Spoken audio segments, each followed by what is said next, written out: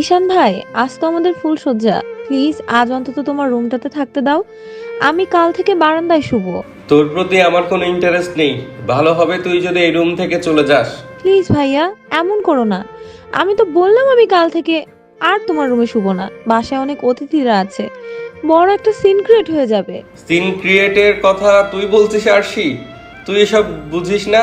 যাই হোক, আমি এত কিছু জানি না। তুই এই রুম ছেড়ে চলে যাবি মানে চলে যাবি, বাস।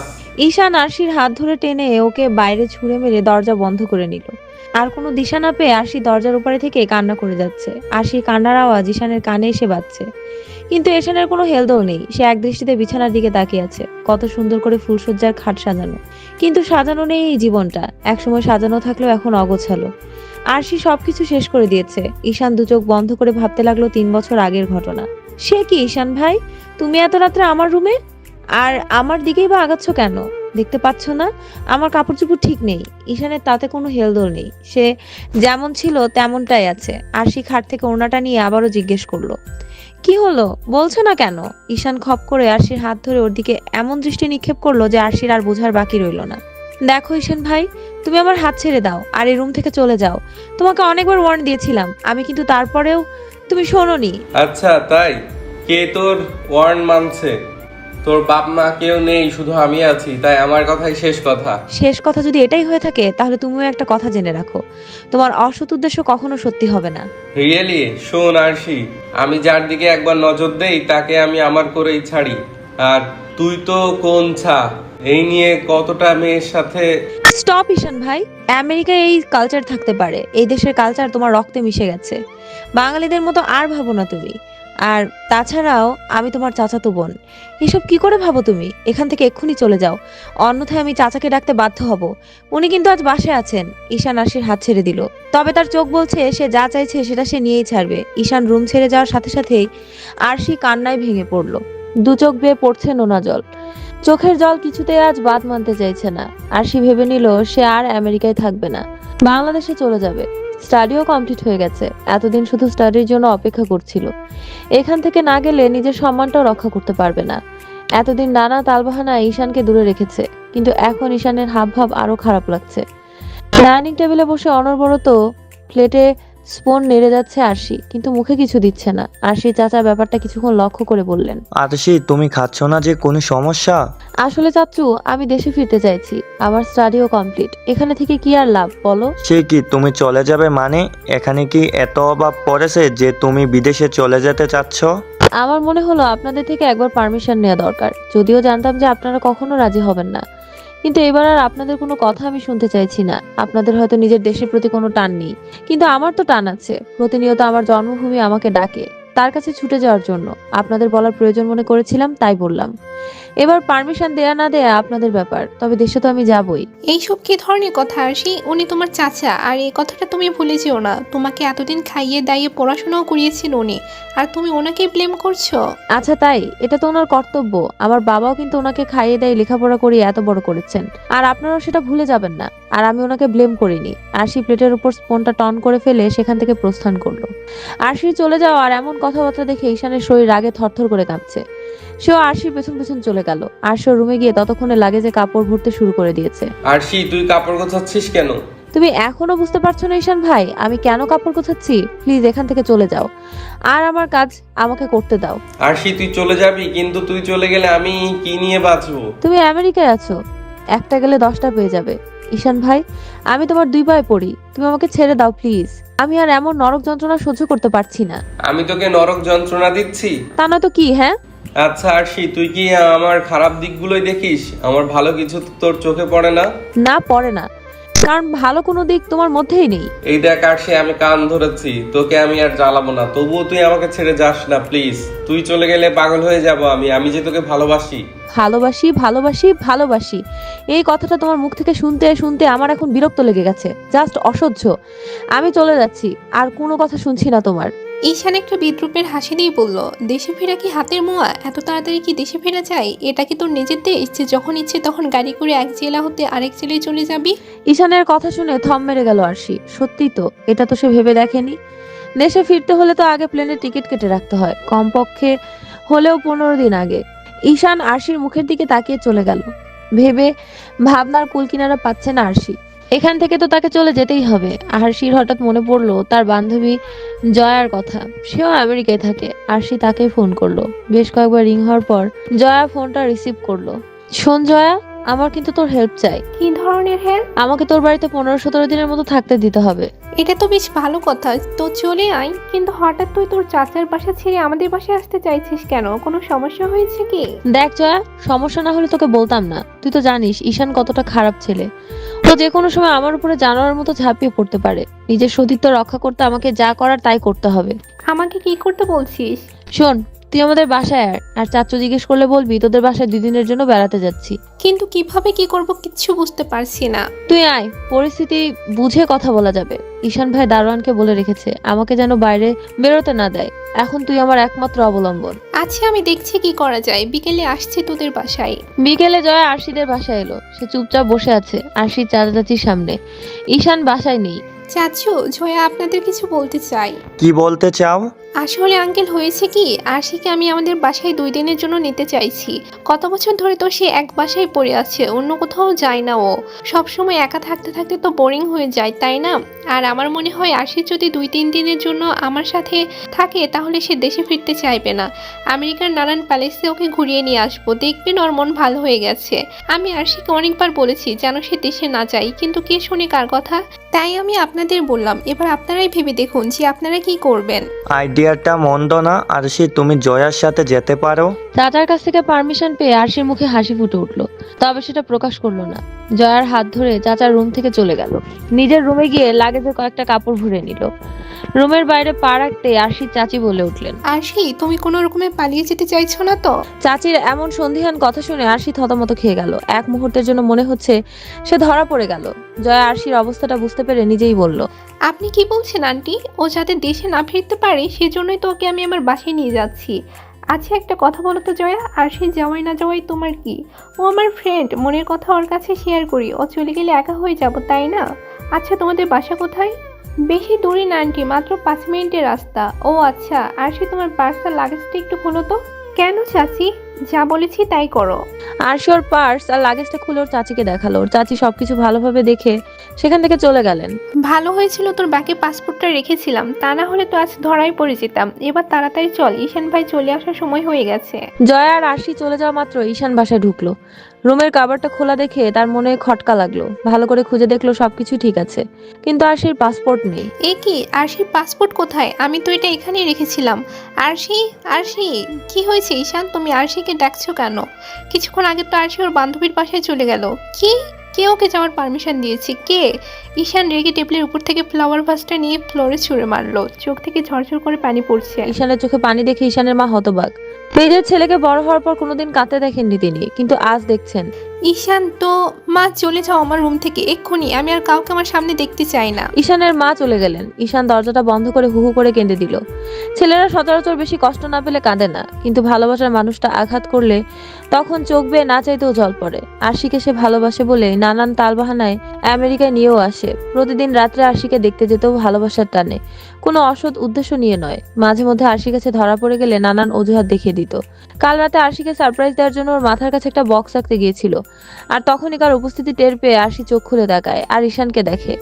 সারপ্রাইজের কথাটা হাইড করে রাখার জন্য তখন ঈশান মিথ্যে কথাটা বলে রেখেছিল। আরশির হাত ছাড়া আর কোথাও স্পর্শ পর্যন্ত করেনি ঈশান। তবুও তো আরশি তাকে চরিত্রহীনের ট্যাগও লাগিয়ে দিয়েছিল। টালবাহানা খুঁজে এতদিন আরশিকে বেঁধে রেখেছিল নিজের কাছে, কিন্তু আরশি তো চলে গেল। ঈশান চোখের জল মুছে আরশিকে কল করলো, কিন্তু কল ঢুকছে না, ব্লক করে দিয়েছে। একরাশ রাগ আর অভিমান নিয়ে ঈশানও আরশিকে ব্লক করে দিল। আমি হেরে গেলাম আরশি, হেরে গেলাম। আমেরিকার নিউ ইয়র্ক শহরের এক প্রান্তে ঈশান আরশিকে পাগলের মতো খুঁজে যাচ্ছে, কিন্তু কোথাও নেই সে। মায়ের কথা অনুযায়ী ঈশান আশেপাশে ওকে খুঁজছে। জয়া আরশিকে নিয়ে যাওয়ার সময় বলেছিল মিনিট 5 লাগে ওদের বাসায় যেতে, কিন্তু ঈশান আরশিকে খুঁজতে খুঁজতে 2 মাইল দূরে চলে এসেছে। ব্লক করে দেওয়া নাম্বারটা আনব্লক করে সে অনবরত আরশিকে ফোন আর মেসেজ করে যাচ্ছে, কিন্তু ফলাফল শূন্য। এক রাশ রাগ আর অভিমান নিয়ে পুনরায় বাড়ি ফিরে এলো সে। এতটুকু ভেবেই চোখের জল ফেললো ঈশান। আরশিকে পাওয়ার কথা সে একেবারে ভুলে গিয়েছিল। যে মনটা সর্বদা আরশিকে দেখার জন্য ছটফট করত, ব্যাকুল হয়ে থাকতো, সেই মন থেকে আরশিকে ঝেড়ে ফেলে দিয়েছিল। নিয়তি আবার তাদের এক করে দিল।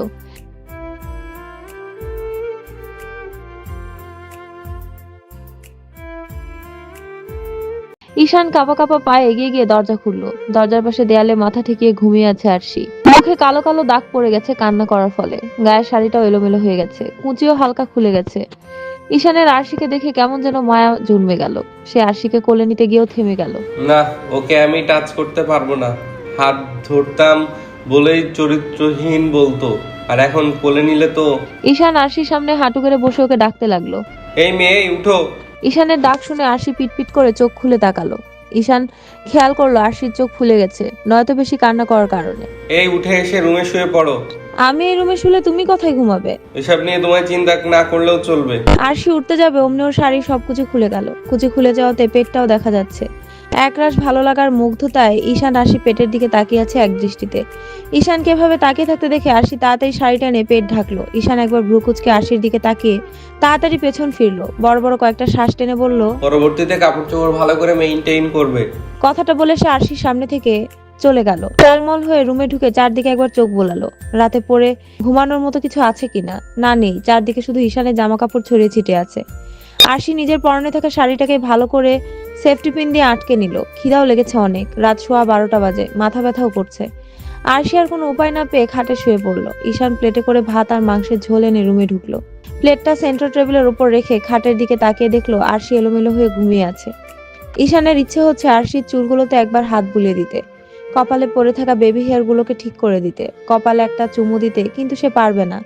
ঈশান ইমোশনাল হয়ে যাচ্ছে। কিছুক্ষণ চোখ বন্ধ করে দুই হাত মুঠো করে দাঁড়িয়ে নিজেকে ঠিক করলো। কপালে জমে থাকা বিন্দু বিন্দু ঘাম হাত দিয়ে মুছে আরশির কাছে গিয়ে ওকে ডাক দিল।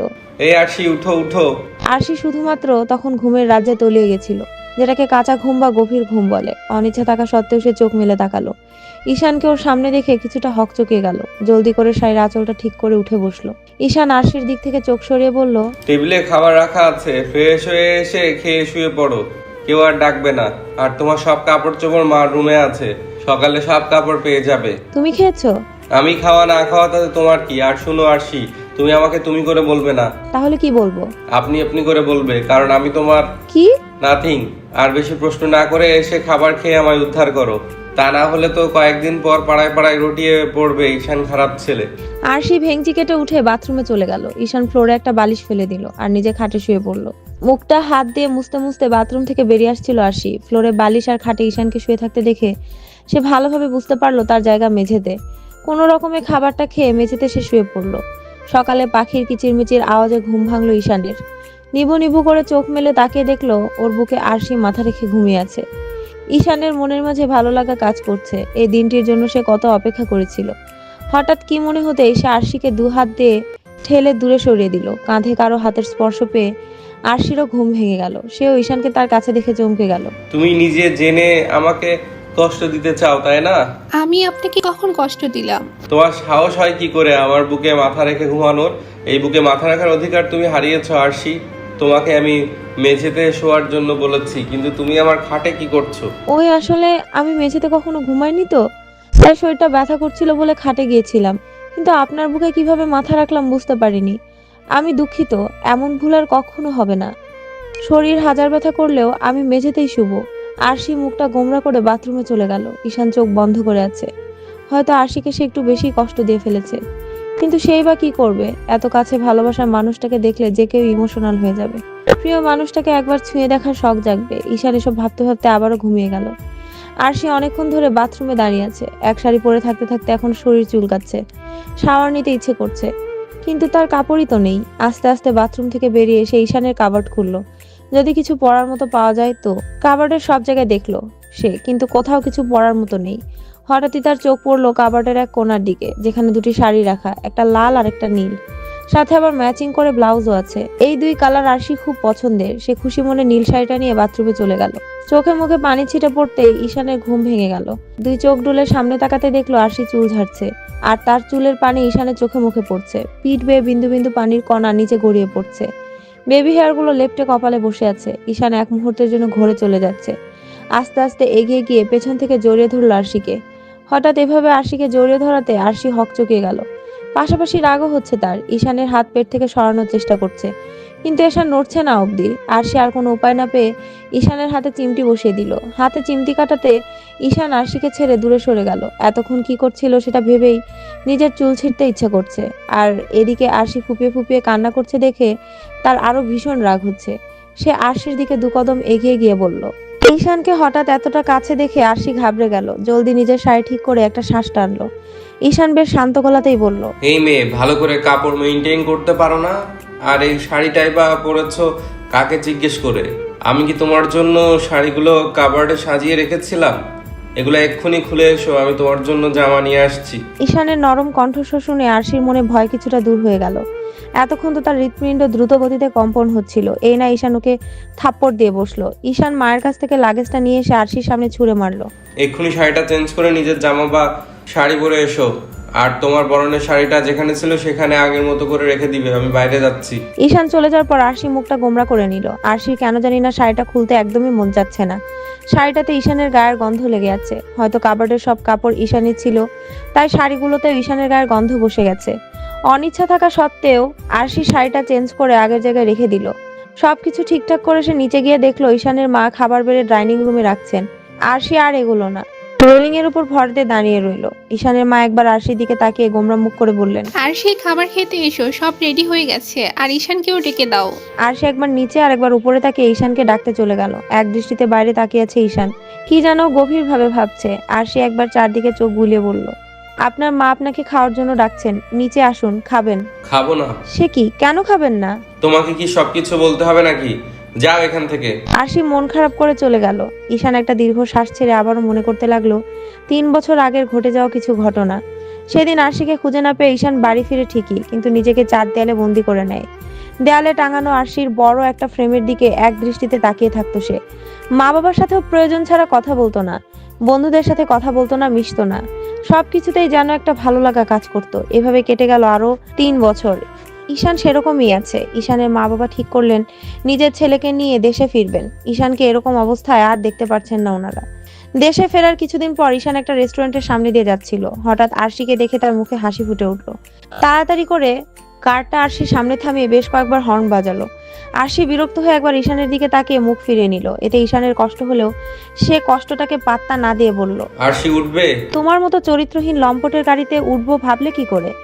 আমার জন্য কি গাড়ির অভাব পড়েছে নাকি? অ্যাক্সিডেন্ট করে মরে যাব, তারপর তোমার গাড়িতে আমি যাব না। হঠাৎ একটা ছেলে কোথা থেকে এসে আরশির কাছে এসে দাঁড়ালো। আরশি ছেলেটার দিকে তাকিয়ে মুচকি হাসছে। আরশির মুচকি হাসি ঈশানকে চিন্তায় ফেলে দিচ্ছে। এখন এসেছো? কতক্ষণ অপেক্ষা করছিলাম জানো? সরি। আচ্ছা, এই ছেলেটা কে আর কি বলছিল? আর বলো না, সুন্দরী মেয়ে দেখলে এদের জিভে জল চলে আসে। দেখো না, আমাকে লিফট দিতে চাইছে। একরকম সুযোগ নেয় যেটাকে বলে। চলো তুর্য, এখানে থেকে লাভ নেই। এমন ছেলেদের দেখলে ঘৃণায় শরীর রিরি করে। তুর্য ছেলেটা ঈশানের কাছে এসে গ্লাস দিয়ে উকি মেরে বলল। কি ভাই, সমস্যা কি আপনার? আমার গার্লফ্রেন্ডকে গিফট দেওয়ার কথা বলছিলেন কেন? মেয়ে দেখলেই সুযোগ নেওয়ার ইচ্ছে জাগে, তাই না? ঈশান কিছু না বলে রেগে তাড়াতাড়ি গাড়ি নিয়ে চলে গেল। এমন অপমান সে চাইলেই ভুলতে পারবে না। চোখের কোণে জমে থাকা অশ্রুবিন্দু মুক্তোর দানার মতো বিঁধে আছে। ঈশান অনামিকা আঙুল দিয়ে চোখের জলটা মুছে নিল ঝরার আগেই। ডাইনিং এ আরশি আর ঈশানের মা বাবা বসে আছেন। ঈশানের বাবা অনেকক্ষণ যাবৎ কিছু বলার চেষ্টা করছেন, কিন্তু কি দিয়ে শুরু করবেন ভেবে পাচ্ছেন না। একটা দীর্ঘ শ্বাস ফেলে তিনি বললেন। আরশি, তোমাকে একটা সিক্রেট বলি। হ্যাঁ বলুন। আমি তোমার বাবার আপন ভাই না। আরশি নিজের কানকেও বিশ্বাস করতে পারছে না। ও অবিশ্বাস আর প্রশ্নবোধক চিহ্ন নিয়ে তাকিয়ে আছে ঈশানের বাবার দিকে। উনি আবার বলতে শুরু করলেন। আমি তোমার বাবার রক্তের সম্পর্কহীন দূর সম্পর্কের এক ভাই। খুব কম বয়সে আমি আমার বাবা মা হারাই। আর কোনো দিশা না পেয়ে তোমাদের বাড়িতে এসে আশ্রয় নেই। তোমার দাদাও আমায় ফেলে দিতে পারেনি, নিজের ছেলের মতোই আমাকে আগলে রেখেছেন, ভালোবেসেছেন। তোমার বাবা আর আমি বেশি দিনে ছোট বড় নই। ওই ধরো 6 মাসের ব্যবধান। আমি আর আশরাফ একসাথে বড় হয়েছি। আমার মনে হলো বিষয়টা তোমার থেকে আর হাইড করা দরকার নেই, তাই বললাম। আরশি একেবারে নির্বাক হয়ে গেছে। সে বিশ্বাসই করতে পারছে না ঈশান ওর আপন চাচাতো ভাই নয়। ঈশানের মা এখনো ছেলেকে আসতে না দেখে ওকে ডাকতে চলে গেলেন। 2 হাত ভাঁজ করে দাঁত দিয়ে নিজের ঠোঁট কামড়ে খাটের দিকে তাকিয়ে আছে ঈশান। খাটের উপরে আরশির ওড়নাটা পড়ে আছে। ঈশানের মা ছেলের হাতে হাত রাখতে এসে মায়ের দিকে তাকালো। খেতে আসলে না কেন? এমনি মা। চলো। ঈশানের মা ঈশানকে এক প্রকার টেনে নিয়ে গেলেন ডাইনিং এ। ঈশান প্লেটে রুটি নিতে নিতে বলল। মা, এখন আর তোমার কাজ করার দরকার নেই। বাড়িতে তো এখন আরেকজন আছেই। এখন থেকে তুমি রেস্ট করবে, আর ও আজ দুপুর থেকে রান্না করবে। আশা করি ওর হয়ে কেউ সুপারিশ করবে না। আরশির ভীষণ রাগ হচ্ছে। ঈশান জানে যে সে রান্না করতে জানে না, তবুও জেনে বুঝে এমন করছে। অন্য সময় হলে ওকে বুঝিয়ে দিত, কিন্তু এখন সে পড়ে গেছে এক মহা মুসিবতে। সন্ধ্যা 7টা বাজে, বাইরে ঝোড়ো হাওয়া বইছে, পাতায় পাতায় ঝাপটাঝাপটি করছে, বিদ্যুৎ চমকাচ্ছে। আরশি এক দৃষ্টিতে আকাশ দেখছে, আর ঈশান ওর থেকে আরেকটু দূরে পকেটে হাত গুজে দাঁড়িয়ে আছে। হঠাৎ প্রচন্ড রকমের বাজ পড়লো। আরশি চিৎকার দিয়ে ভয়ে ঈশানকে দুহাত দিয়ে জাপটে ধরলো। প্লিজ আমাকে ছাড়বেন না, বজ্রপাতে খুব ভয় পাই আমি। বলার সাথে সাথে আরেকটা বাজ পড়লো। আরশি আরো শক্ত করে ঈশানকে জড়িয়ে ধরলো। আরশিকে বুকে পেয়ে ঈশান ইমোশনাল হয়ে যাচ্ছে। তাছাড়াও আরশি গরম শ্বাস ঈশানের বুকের মধ্যে পড়ছে। ঈশান মুহূর্তেই এক ঘোরে চলে গেল। সেও আস্তে আস্তে নিজের হাত আরশির পিঠে রাখলো। ঈশানের হাতে ছোঁয়া পেয়ে আরশি কেঁপে উঠলো। কেমন এক শীতল শিহরণ বয়ে গেল তার শিরায় উপশিরায়। ঈশান অতি স্লো মোশনে আরশির মুখ ওর বুক থেকে তুললো। আরশি এখনো তাকাচ্ছে না ঈশানের দিকে। ঈশান আস্তে আস্তে আরশির ঠোঁটে নিজের ঠোঁট বসিয়ে দিল।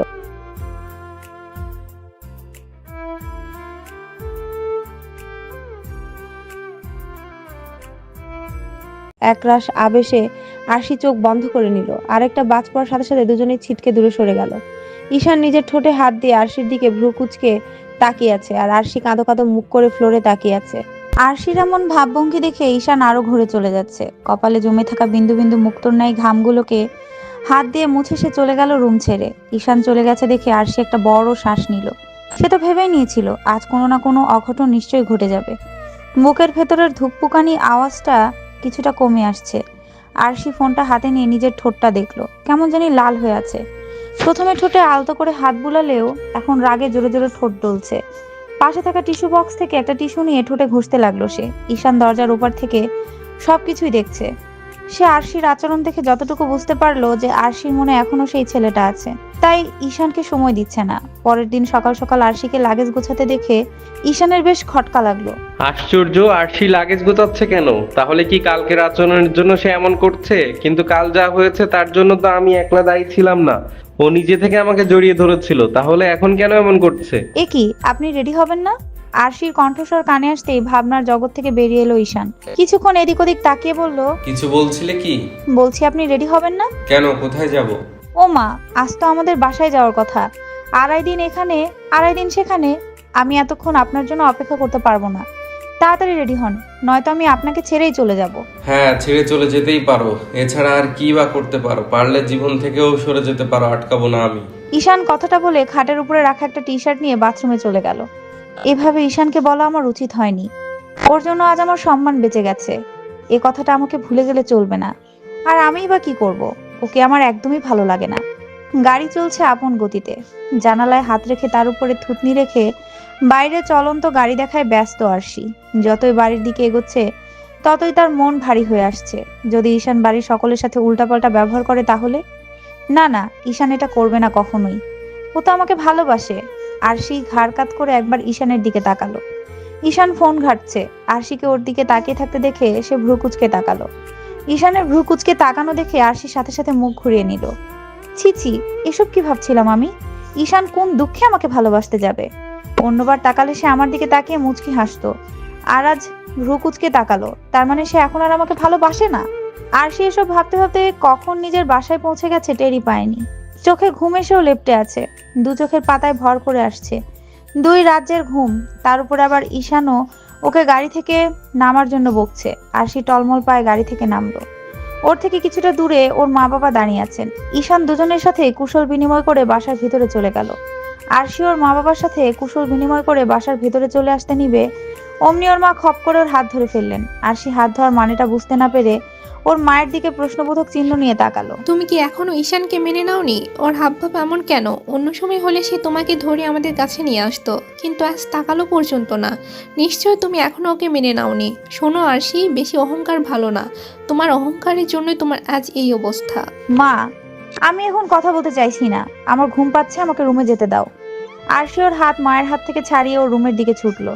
রুমের দরজাটা খুলেই খাটে গিয়ে দরাম করে শুয়ে পড়লো। ঈশান বাথরুম থেকে ফ্রেশ হয়ে এসে দেখলো আরশি খাটে উপর হয়ে শুয়ে আছে। তোয়ালে দিয়ে মুখটা মুছতে মুছতে আয়নার সামনে এসে দাঁড়ালো। আয়নার এক সাইডে তোয়ালেটা রাখতে যাবে, তখনই ওর চোখে পড়লো একটা বুক শেলফের নিচের তাকটায়। সেখানে একটা নীল রঙের ডায়েরি আছে, যেটার উপর খুব সুন্দর করে নকশা করা। ঈশান আগ্রহবশত ডায়েরিটা হাতে নিল। অনেকদিন হয়ে গেছে মনে হয় ডায়েরিতে কেউ হাত লাগায়নি। ধুলোবালি জমে আছে ডায়েরির কভারে। ঈশান ডায়েরির প্রথম পাতা উল্টাতেই একটা নাম দেখে থমকে গেল। প্রথম পাতায় খুব সুন্দর করে লেখা আছে, খুব ভালোবাসি তুর্ব। এই তুর্ব নামটা দেখে মুহূর্তে ঈশানের চোয়াল শক্ত হয়ে এলো। বোঝার আর বাকি রইল না এই সারা ডায়েরিতে কি আর থাকতে পারে। একবার আরেকবার ডায়েরিটার দিকে তাকিয়ে ডায়েরিটা আরশির উপরে ছুঁড়ে মারলো। হাতে হঠাৎ আঘাত লাগাতে ঘুম ভেঙে গেল আরশির। হাতের কনুইয়ের উপর নীল ডায়েরিটা দেখে সেও হকচকিয়ে গেল। ভ্রুকুচকে ঈশানের দিকে তাকিয়ে বলল, এটা এখানে কেন? সেম কোশ্চেন আমার, ওই ডায়েরিটা এখানে কেন? আশ্চর্য, আমার জিনিস তো আমার কাছেই থাকবে। আমি বলতে চাইছি এই ডায়েরি আপনি কেন ধরলেন, আর আমার দিকে বা কেন ছুঁড়ে মারলেন? আরশির কথা ঈশানের রাগ হলেও সে রাগটাকে কন্ট্রোল করে বলল, আর সেই তোমার এখন বিয়ে হয়েছে, যত পুরনো জিনিস আছে সব ফেলে দাও। শুধু শুধু অতীত নিয়ে পড়ে থাকার কি কোনো মানে আছে বলো? আপনি কি ভাবছেন আমি সবকিছু ভুলে আপনার সাথে সুখে সংসার করব? কখনো না। ঈশানের রাগ এবার সপ্তম আকাশে। সে রেগে আরশির মুখ চেপে ধরলো। বেশি বাড়াবাড়ি করিস না আরশি, আগের ঈশানকে আবার ফিরিয়ে আনিস না। তোর যদি এতই ইচ্ছে হয় তাহলে তুর্বর কাছে ফিরে যা, আর আমি তোকে বাধা দিব না, আর ডিভোর্সের বন্দোবস্তও হয়ে যাবে। ঈশান আরশির মুখে এতই জোরে চেপে ধরেছে আরশি কথা পর্যন্ত বলতে পারছে না, শুধু গোঙাচ্ছে। আরশির গোঙানো দেখে ঈশান ওর মুখ ছেড়ে দিল। আরশি বড় বড় কয়েকটা শ্বাস নিয়ে বলল, হ্যাঁ আপনি একটা জানোয়ার। দেখিয়ে দিলেন যে আপনি এখনো পাল্টাননি, আগের ঈশানই আছেন। দেখতে দেখতে দিন ফুরিয়ে রাত চলে এলো। ঈশান আর আরশি একজন আরেকজনের দিকে তাকাচ্ছে না পর্যন্ত। আর যদি ভুলে তাকায় তাহলে সাথে সাথে মুখ ফিরিয়ে নিচ্ছে, যেন তাকালেই কত বড় পাপ হয়ে যাবে। আরশি ওর খাট থেকে একটা বালিশ এনে সেটা ফ্লোরে ছুঁড়ে মেরে নিজে খাটে শুয়ে পড়লো। ঈশান বুঝতে পারলো আরশি ওকে ফ্লোরে ঘুমানোর নির্দেশ দিচ্ছে। ঈশানও কম যায় না, সেও আরশির হাত ধরে টেনে ওকে নিচে নামিয়ে নিজে খাটে শুয়ে পড়লো। আপনি একটা অভদ্র, অসভ্য, অসহ্য, সব জায়গায় অধিকার ফলান কেন? আপনার বাড়িতে আমাকে ফ্লোরে জায়গা দিতেন, মেনে নিলাম, কিন্তু আমার বাড়িতে এসে আমাকে কেন ফ্লোরে জায়গা দিচ্ছেন বলুন? অতিবার বেরো না, ঝড়ে পড়ে যাবে। কথাটা নিশ্চয়ই শুনেছো। আর যাই বলো, তোমার মুখে এসব অভদ্র অসভ্য কথাগুলো শোভা পায় না। আমি যে তোমার সম্মান তোমাকে ভিক্ষা দিতে পেরেছি সেটাই অনেক নয় কি? আর যদি বেশি কথা বলো তো তুমি আমার সঙ্গে যে অভদ্রের মতো ব্যবহার করেছো সেই সবগুলো কথা আমি তোমার মা বাবার কাছে বলে দিব। আর এটাও বলে দিব যে আমি আপনাদের মেয়েকে নিয়ে যেতে চাইছি না। কাল কক্সবাজার যেতে হবে। আমি চাই না আর কোনো সিন ক্রিয়েট হোক। আরশি মুখ গোমরা করে গায়ে কাঁথা টেনে শুয়ে পড়লো। সকাল সকাল চোখে মুখে পানির ছিটা পড়তে ঘুম থেকে ধরফরে উঠলো আরশি। সামনে দাঁড়িয়ে থাকা ব্যক্তিটির দিকে তাকিয়ে বোঝার আর বাকি রইলো না কে ওকে পানির ছিটা দিয়েছে। আরশি মুখ খোলার আগে ঈশান বলল, যদি কারো কক্সবাজার যাওয়ার ইচ্ছে থাকে তাহলে সে আমার সাথে আসতে পারে। আর আমি বেশি সময় অপেক্ষা করতে পারবো না। কক্সবাজার তো মামার বাড়ি না, চাইলেই এক দৌড়ে চলে যেতে পারবো। ঈশানের এমন পিঞ্চ মার্কা কথা শুনে আরশি একটা ভেঙচি কেটে ফ্লোর থেকে উঠে দাঁড়ালো। তারপর রোবটের ন্যায় হেঁটে হেঁটে বাথরুমে চলে গেল। সকাল 10:30 বাজে। আরশি আর ঈশান মা বাবার কাছ থেকে বিদায় নিয়ে গাড়িতে উঠে বসলো। আরশির মা আরশিকে পই পই করে বলে দিয়েছেন যেন সে সেখানে গিয়ে কোনো অঘটন না ঘটায়। গাড়ি চলছে তার আপন গতিতে। রাস্তায় ফুচকাওয়ালা ফুচকা নিয়ে বসেছে। আরশি কাঁদো কাঁদো মুখ করে মানুষের ফুচকা খাওয়া দেখছে। ঈশান অনেকক্ষণ ধরে আরশির কাণ্ড দেখছে। সে মুচকি হেসে গাড়ি দাঁড় করিয়ে এক প্যাকেট ফুচকা নিয়ে এলো। ঈশানের হাতে ফুচকা দেখে আরশি কেঁদে দেওয়ার উপক্রম। সে জানে ঈশান তাকে একটা ফুচকাও দিবে না। ঈশান মুখে 2টা ফুচকা দিয়ে বাকিগুলো এগিয়ে দিল আরশির দিকে। কক্সবাজার পৌঁছাতে পৌঁছাতে 4টা বেজে গেল। ঈশান আর আরশি গিয়ে রিসোর্টে উঠলো। আরশির বাবার এক ফ্রেন্ড আছেন যিনি এই রিসোর্টের ম্যানেজার। ওনাকে বলে তিনি আগে রুম বুক করে রেখেছিলেন। ঈশান আগে রুমে চলে গেছে। আরশিও যাবে, তার আগে একটা মানুষকে দেখে ওর পায়ের তলা থেকে মাটি সরে গেল। তুর্ব একটা মেয়ের সাথে আপত্তিকর অবস্থায় দাঁড়িয়ে আছে। এতটাই আপত্তিকর অবস্থা যে কুকুর দেখলেও মুখ ফিরিয়ে নিবে। ঘৃণায় আরশির শরীর রিরি করছে। এগিয়ে গিয়ে কিছু বলতে গিয়েও থেমে গেল সে। এতক্ষণ ধরে আরশিকে করিডোরে দাঁড়িয়ে থাকতে দেখে ঈশানের কিছুটা খটকা লাগলো। সেও এগিয়ে গিয়ে দেখতে যাবে, তার আগে আরশি ওকে রুমে ঢুকিয়ে দরজা বন্ধ করে দিল। তুমি দরজা বন্ধ করে দিলে যে? তো কি করব? আচ্ছা, হানিমুনে মানুষ কেন আসে? রোমান্স করতে। তাহলে আমরাও সেটাই করব। পাগল হয়ে গেছো নাকি? যাও ফ্রেশ হয়ে এসো। আরশি বাথরুমে চলে গেল। শাওয়ারের নিচে দাঁড়িয়ে অনর্গল চোখের পানি ফেলে যাচ্ছে।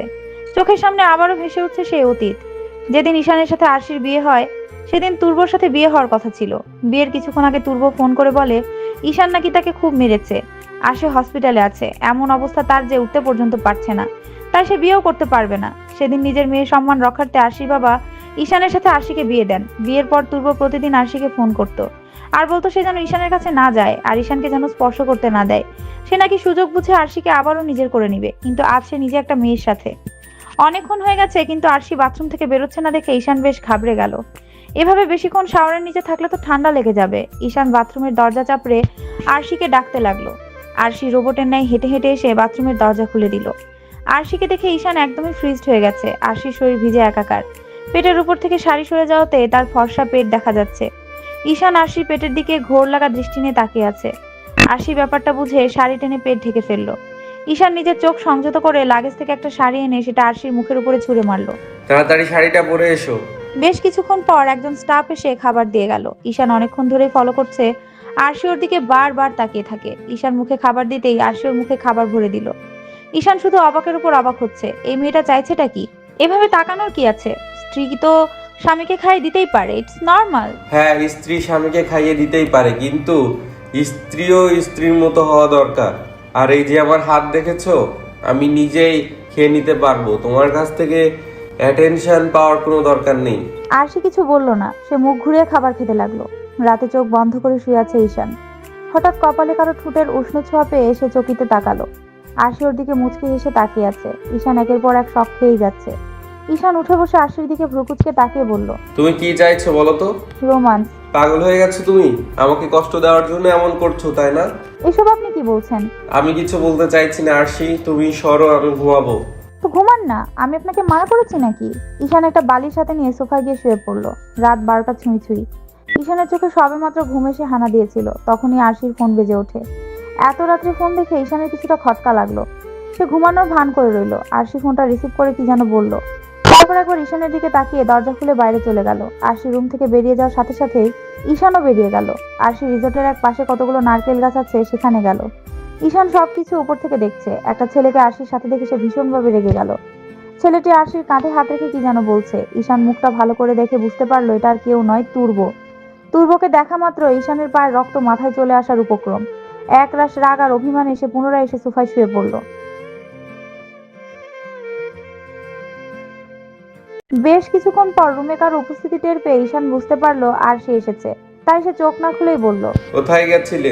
ঈশানের কথা শুনে আরশি হকচকিয়ে গেল।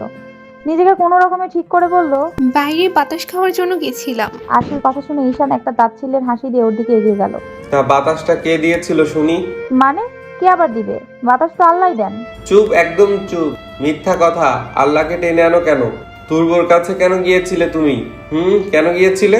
আরশি কোনো কথা না বলে চোখের পানি ফেলে যাচ্ছে। তাতে ঈশানের রাগ আরো বাড়ছে। সে আরশির গালে চড় দিতে গিয়েও থেমে গেল। তুর্ব যেন কি বলছিল, তুমি আমাকে ডিভোর্স দিয়ে দিতে, তাই তো? চিন্তা করো না, ডিভোর্স তুমি পেয়ে যাবে। আপনি সব সত্যি না জেনে এভাবে বলতে পারেন না। Shut up. তাহলে আজ তুমিও প্রমাণ করে দিলে যে তুমিও আমার মতো চরিত্রহীন। যদিও আমি চরিত্রহীন না, সেটা তোমার কাছেই মনে হয়। এবার তাহলে দেখা যাক তুর্ব আর আরশির মধ্যে কি কথোপকথন হলো। 12টার সময় আরশিকে তুর্বই ফোন করে নিচে যাওয়ার জন্য বলে। আরশিও তুর্বর সাথে অনেক বোঝাপড়ার বাকি, তাই সেও তুর্বর সাথে দেখা করার জন্য চলে গেল। তুর্ব তখন একটা সিগারেট খেয়ে ধোঁয়া আকাশে উড়াচ্ছে। আরশি তুর্বর কাছে গিয়ে বলল, কেন ডেকেছিলে? কেমন আছো আরশি? আমি কেমন আছি সেটা তুমি জেনে কি করবে? তুর্ব এগিয়ে এসে আরশির কাঁধে হাত রেখে বলল, আমার উপরে এখনো রেগে আছো? বিশ্বাস করো, আমি আজও তোমাকে ভালোবাসি। এখন পর্যন্ত কোনো মেয়েকে ছুঁয়ে পর্যন্ত দেখিনি। তুমি প্লিজ ঈশানকে ডিভোর্স দিয়ে আমার কাছে চলে আসো। আমি আর পারছি না তোমাকে ছেড়ে থাকতে। তুর্বর মিথ্যা কথা শুনে আরশি নিজেকে আর কন্ট্রোল করতে পারলো না। চড় বসিয়ে দিল তুর্বর গালে। চরিত্রহীন লম্পট, আমাকে কি তোর এতটাই বোকা মনে হয়? তুই যা বলবি তাই আমি বিশ্বাস করব? তোর আর কোনো কথা শুনতে চাইছি না আমি। তুই কেমন সেটা আমার জানা হয়ে গেছে। আর যদি তোকে আমার সামনে দেখি তাহলে কিন্তু অনেক বড় কিছু একটা হয়ে যাবে, মাইন্ডেড। কথাটা বলে আরশি সেখান থেকে চলে এলো। আরশি এখনো কিছু বলছে না, শুধু চোখের জল ফেলে যাচ্ছে আর নাক টানছে। ঈশান আরো কিছু বলতে যাবে তার আগেই দরজায় নক পড়লো। ঈশান দরজাটা খুলে দেখলো একটা মেয়ে দাঁড়িয়ে আছে দরজার উপরে। মেয়েটাকে দেখে আরশি অতি মাত্রায় শকড। লজ্জা করে না এত রাতে একজন পরপুরুষের সাথে যে দেখা করতে যাও? নাকি এটা তোমার ব্যবসায়? নিজে বিবাহিত হয়েও আরেকজন বিবাহিত নারীর সামনে নিয়ে টানাটানি করতে রুচিতে বাঁধে না তোমার? আরশির কাছে এখন সব পরিষ্কার। আসার সময় যে মেয়েটাকে সে দেখেছিল তুর্বর সাথে, সে তুর্বর স্ত্রী। আরশি একবার ঈশানের দিকে তাকিয়ে বলল, আপনি তুর্বর স্ত্রী? হ্যাঁ, আমি তুর্বর স্ত্রী। 2.5 বছর হয়েছে আমাদের বিয়ের। আর আপনি কেমন স্বামী যে নিজের স্ত্রীকে পর্যন্ত সামলে রাখতে পারেন না? নাকি আপনিও আপনার স্ত্রীর মতো চরিত্রহীন? কথাটি বলে তুর্বর স্ত্রী সেখান থেকে চলে গেল। ঈশানের চোখে পানি চিকচিক করছে, যেন এখনই এক ফোঁটা চোখের জল গড়িয়ে পড়বে। ঈশান নিজের চোখের জল লুকানোর জন্য রুম ছেড়ে বেরিয়ে গেল। সমুদ্রের উথাল পাথাল ঢেউয়ের শব্দ এসে বাড়ি খাচ্ছে ঈশানের কানে। পূর্ণিমার চাঁদ থালার ন্যায় আকাশে উদিত হয়েছে। চাঁদের আলো সমুদ্রে পড়ার কারণে যেন সমুদ্র আরেক রূপ ধারণ করছে। মুক্তোর ন্যায় লাগছে প্রতিটা সমুদ্রের পানির কণা। মাঝে মধ্যে এক এক ফোঁটা ছোট ছোট ঢেউ এসে ঈশানের পায়ে ঝাপটা দিয়ে চলে যাচ্ছে। ঈশান নিজের চোখের জলটা অনামিকা আঙুল দিয়ে মুছে নারকেল গাছে হেলান দিয়ে একটা বড় নিঃশ্বাস ফেললো। আজ আবারও আরশির কারণে মানুষ তাকে চরিত্রহীন বলল। ঈশান নিজের মনকে শক্ত করে খুব বড় একটা ডিসিশন নিল। যেটা করা উচিত নয় সেটাই করবে সে। এতক্ষণ হয়ে গেছে ঈশানকে রুমে না আসতে দেখে আরশি এবার বেশ চিন্তায় পড়ে গেল। করিডোরে দাঁড়িয়ে চারপাশে বারবার চোখ বুলাচ্ছে, কোথাও ঈশানকে দেখা যায় কিনা। কিন্তু কোথাও ঈশান নেই। একদিকে তুর্বর দেয়া বিশ্বাসঘাতকতা, আরেকদিকে ঈশানও উধাও হয়ে যাওয়া, দুটি একসাথে মেনে নিতে পারছে না আরশি। চোখের জল বারবার শাড়ির আঁচল দিয়ে মুছছে আর দোয়া করছে ঈশান যেখানেই থাকে যেন সুস্থ সবল অবস্থায় ফিরে আসে। এবার সে আর ঝগড়া করবে না ঈশানের সাথে, আর দূরেও সরিয়ে দিবে না। দুজন মানুষ দুই রকম ভাবনা চিন্তা করছে, কেউ দূরে সরিয়ে দিতে চাইছে তো কেউ কাছে টানতে চাইছে। সকালে পাখির কলরবে ঘুম ভেঙে গেল ঈশানের। ভালো করে একবার চোখ ডলে চারদিকে তাকিয়ে বোঝার চেষ্টা করলো সে কোথায় আছে। পাথরের উপরে বসে থাকা আর গাছে হেলান দেওয়ার ফলে তার কোমর আর ঘাড় ব্যথা করছে। ঈশান টলমলে পায়ে রিসোর্টে ফিরে গেল। রুমে দরজা খোলা দেখে ঈশান তাড়াতাড়ি রুমে ঢুকে দেখলো আরশি ফ্লোরে ঘুমিয়ে আছে, চোখ মুখ ফুলে গেছে। বেশি কান্না করার জন্য মুখে পানির দাগও লেগে আছে। তাতে ঈশানের কি? সে বাথরুমে ঢুকে ধরাম করে দরজা বন্ধ করে দিল। বিদঘুটে আওয়াজ শুনে পিটপিট করে চোখ মেলে তাকালো আরশি। বাথরুমের দরজা বন্ধ দেখে সে বুঝতে পারলো ঈশান এসেছে। বেশ কিছুক্ষণ পর ঈশান বের হলো বাথরুম থেকে, একটা তোয়ালে পেঁচিয়ে। ঈশানের চুল বেয়ে টপ টপ করে পানি পড়ছে, ফর্সা পিঠ বেয়ে কয়েক ফোঁটা পানিও নিচে গড়িয়ে পড়ছে। ঈশানকে এমন স্নিগ্ধ অবস্থা আগে কখনো দেখেনি আরশি। সে মুগ্ধ হয়ে ঈশানের দিকে তাকিয়ে আছে। ঈশান আরশির দিকে না তাকিয়ে আয়নার সামনে গিয়ে হাত দিয়ে চুল নাড়াতে লাগলো। আয়নার দিকে তাকিয়ে আরশিকে এমন স্ট্যাচুর মতো দাঁড়িয়ে থাকতে দেখে ঈশান রাগী সুরে বলল, স্ট্যাচুর মতো দাঁড়িয়ে আছো কেন? আগে কখনো কি দেখোনি আমায়, নাকি আমার কাছ থেকে অ্যাটেনশন পাওয়ার জন্য এমন করছো? ঈশানের কথা শুনে আরশি মুখ ঘুরে নিল, নিচের দিকে তাকিয়ে বলল, কাল সারা রাত কোথায় ছিলেন আপনি? আমি যেখানেই যাই না কেন তাতে তোমার কি? আমি বেঁচে আছি কিনা মরে গেছি সেটা জেনে তুমি কি করবে? তোমার তো খুশি হওয়ার কথা যে তুমি মানুষের সামনে আমাকে চরিত্রহীন হিসেবে উপস্থাপন করতে পেরেছো। এসব আপনি কি বলছেন? আমি যা বলছি সব ভেবে চিন্তাই বলছি। সকালে নাস্তাটা ঈশান ম্যানেজারের সাথে করলো, আর আরশি খাবার সে স্টাফকে দিয়ে রুমে পাঠিয়ে দিয়েছে। আপাতত আরশির কথা শোনা আর ওর মুখ দেখার কোনোটাই আগ্রহ নেই তার কাছে। রাত 2টো বাজে। ঈশান সোফায় কম্বল মুড়ি দিয়ে শুয়ে আছে। শীতে তার শরীর থরথর করে কাঁপছে। সারা রাত বাইরে কাটিয়ে দেওয়ার কারণে হয়তো জ্বর এসেছে। আরশির চোখে ঘুম নেই, সে ঈশানের দিকে এক দৃষ্টিতে তাকিয়ে আছে। ঈশানের কপালে জলপট্টি দেওয়ার জন্য 2বার গিয়েছিল, কিন্তু ঈশান ওকে কপালে স্পর্শ পর্যন্ত করতে দেয়নি। আরশির চোখে সবেমাত্র ঘুম এসে ধরা দিয়েছিল। হঠাৎ তার শরীরে উষ্ণ তাপ পেয়ে সে চোখ মেলে তাকালো, দেখলো ঈশান ওকে জড়িয়ে ধরেছে। আরশিও তার এক হাত ঈশানের পিঠে রাখলো। ঈশান আরশির কাছে এসে ওর ঘাড়ে মুখ গুজে নিঃশ্বাস ফেলছে। ঈশানের নিঃশ্বাসে আরশির মনে উথাল পাথাল ঢেউ শুরু হয়ে গেছে। ঈশানের লক্ষণ দেখে বোঝা যাচ্ছে সে আরশিকে কাছে পেতে চাইছে। আরশিও মনে মনে স্থির করে নিল সে আর ঈশানকে দূরে ঠেলে দিবে না, সঁপে দিবে নিজেকে ঈশানের কাছে। সকালে ঈশান নিজেকে খাটে দেখে ভীষণ অবাক হয়ে গেল। খাটে কি করে আসলো সেটা বুঝতে পারছে না। সে তো সোফায় শুয়েছিল, আর আরশি ও তো আনতে পারবে না, তাহলে কি করে এলো? ঈশানের ভাবনার মাঝে আরশি 1 কাপ চা ওর সামনে ধরলো। ঈশান বিরক্তিকর দৃষ্টি নিয়ে আরশির দিকে তাকালো। ঈশানের তাকানো দেখে আরশি মুচকি হেসে বলল, কি হলো, চা নিন। তোমাকে এত ভালোবাসা দেখাতে কে বলেছে? সরো আমার সামনে থেকে। ঈশানের এমন ব্যবহারে আরশি ভয় পেয়ে গেল। কালি তো ঈশান ওকে কাছে টানলো, আর এখনই দূরে সরিয়ে দিচ্ছে, মানেটা কি? তাহলে কি কাল রাতের বিষয় ঈশান সব ভুলে গেছে? কি হলো বললাম না আমার সামনে থেকে যাও, আমি এখনই বাড়ি ফিরতে চাই। সে কি, আপনার তো জ্বর। এই জ্বর নিয়ে গাড়ি করে গেলে তো বাতাসে আপনার আরো বেশি ঠান্ডা লাগবে, আর ঠান্ডা লাগলে তো আপনার জ্বর আরো বেশি বাড়বে। আমাকে নিয়ে এত না ভাবলেও চলবে। আমি নিজের যত্ন নিজেই নিতে পারি, কারো সাহায্যের দরকার নেই। ঈশানের কথা শুনে আরশির চোখ বেয়ে টপ টপ করে পানি পড়ছে। এই প্রথম ঈশান ওর সাথে এভাবে কথা বলছে। ঈশানের দিক থেকে ঈশান রাইট, কিন্তু আমি ভুল। আরশি চায়ের কাপটা টেবিলে রেখে শাড়ি নিয়ে চলে গেল বাথরুমে। অঝোর ধারায় পানি গড়িয়ে পড়ছে আরশির চোখ থেকে। আগের রাগ আর জেদি আরশিটাও এখন কেমন হয়ে গেছে। মানুষ ঠিকই বলে অহংকার পতনের মূল। সেই জন্য আজ তার এমন করুণ দশা। আরশি এত লেট করেছে দেখে ঈশানের ভীষণ রাগ লাগছে। সে রেগে দরজায় একটা বাড়ি দিয়ে বলল, তুমি যদি এই মুহূর্তে বাথরুম থেকে বেরিয়ে না আসো তাহলে আই সোয়ার আমি তোমাকে ফেলে রেখেই চলে যাব। আরশি তখন সবেমাত্র শাওয়ারটা অন করতে যাচ্ছিল। ঈশানের কথা শুনে সে তাড়াতাড়ি চোখে মুখে পানির ছিটা দিয়ে বেরিয়ে এলো। ঈশান নিজের কাপড় চোপড় সব লাগেজে ভরে ফেলেছে। আরশি চটজলদি নিজে ছড়িয়ে ছিটিয়ে থাকা কাপড়গুলো লাগেজে ভরে নিল। ঈশান বিছানায় পড়ে থাকা ঘড়িটা হাতে নিয়ে রুম থেকে বেরিয়ে গেল। খিদের জ্বালায় আরশি আকুপাকু করছে। ঈশান ব্যাপারটা বুঝেও কিছু বলল না। ম্যানেজার সাহেব আরশি আর ঈশানকে এত তাড়াতাড়ি ফিরে যেতে দেখে বিস্ময়ের চোখে তাকালেন ওদের দিকে। তোমরা এত তাড়াতাড়ি ফিরে যাচ্ছ যে? আঙ্কেল আমরা 3 দিনের জন্য এসেছিলাম, 3 দিন তো হয়ে গেছে, তাই ভাবলাম আর থেকে কি হবে, তাই চলে যাচ্ছি। তবে আবার আসবো আমি হানিমুনে। অ্যান্ড থ্যাংক ইউ আমাদের টেক কেয়ার করার জন্য। It is my pleasure. আবার আসবো হানিমুনে কথাটা শুনে আরশির অন্তরাত্মা কেঁপে উঠল। আবার হানিমুনে আসবো কথাটা তারা ঈশান কি বোঝাতে চাইছে? তাহলে কি ও? এ কি আরশিমা, তুমি কি ভাবছো? ঈশান বাবা তো চলে যাচ্ছে। আরশি সামনে তাকিয়ে দেখলো ঈশান সত্যি লাগেজ হাতে নিয়ে চলে যাচ্ছে। আরশিও বড় বড় কদম ফেলে ঈশানের কাছে চলে গেল। গাড়িতে বসে আরশি ঈশানের সাথে অনেকবার কথা বলার চেষ্টা করেছে, কিন্তু ঈশান কানে ইয়ারফোন গুঁজে রেখেছে যাতে আরশির কণ্ঠস্বর ওকে শুনতে না হয়। ঈশানের এমন আচরণে আরশি কেঁদে দিল। জীবনে কত কিছুই ঘটে গেছে, আরশি কখনো চোখের জল ফেলেনি, কিন্তু এখন প্রতি ক্ষণে ক্ষণে চোখের জল ফেলা ছাড়া আর কোনো উপায় নাই তার কাছে। সময় আর স্রোত কারোর জন্য অপেক্ষা করে না। দেখতে দেখতে মধ্যে একদিন কেটে গেল। ঈশানের জ্বর কমেনি বিধায় সে আরশির বাড়িতেই আছে। রাতে ঈশানের জ্বর বেড়ে যায়, অনেক সময় ভুলে মনেও হয়ে যায়। দুপুরে খেয়েছে কিনা সেটাও ভুলে গেছে। আরশি এবার বেশ চিন্তায় পড়ে গেল। বিশেষজ্ঞ ডক্টরকে জিজ্ঞেস করলে উনি বলেন এরকম অনেকেরই হয়, সব ফিভার একরকম হয় না, উত্তেজনা বেড়ে যায় অনেক ফিভারে।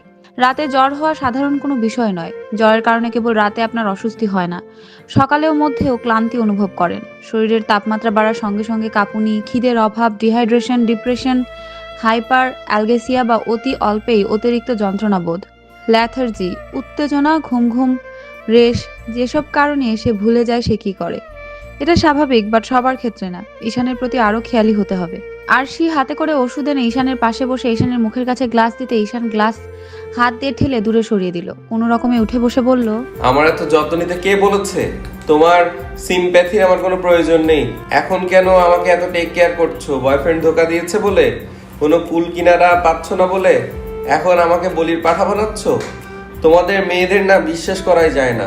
যদিও সব মেয়েরা এক না। কেন আরশি, তোমার মনে কি এখন আমার জন্য প্রেমের ফুল ফুটেছে? 3 বছর সামনাসামনি পাগলের মতো ভালোবেসে গিয়েছি। তোমার জন্য নিজেকেই নিজে চরিত্রহীনের পরিচয় দিয়েছি, কিন্তু তোমার কাছ থেকে কি পেলাম? ঘৃণা আর অপমান। তুমি আমেরিকা থেকে চলে আসার পর বাবা আমার জন্য অনেক পাত্রী দেখেছে, কিন্তু আমি বিয়ে করিনি শুধুমাত্র তোমার কথা ভেবে। দেশে ফিরেও কি হলো? চরিত্রহীন আর লম্পট উপাধি পেলাম। তোমার বয়ফ্রেন্ড যে তোমাকে ধোকা দিল, কই তাকে তো এসব বললে না? তোমার আমার প্রতি এত যত্ন আমার ঠিক হজম হচ্ছে না। কি কারণে এত কিছু করছো আরশি? ঈশান ভালো করে কথাও বলতে পারছে না, গলা ধরে আসছে, ঘন ঘন চোখের পাতা ফেলছে, চোখ অসম্ভব লাল হয়ে গেছে, হাত পাও কেমন কাঁপছে। ঈশানের কথা শুনে আরশি একটু দূরে সরে গেল।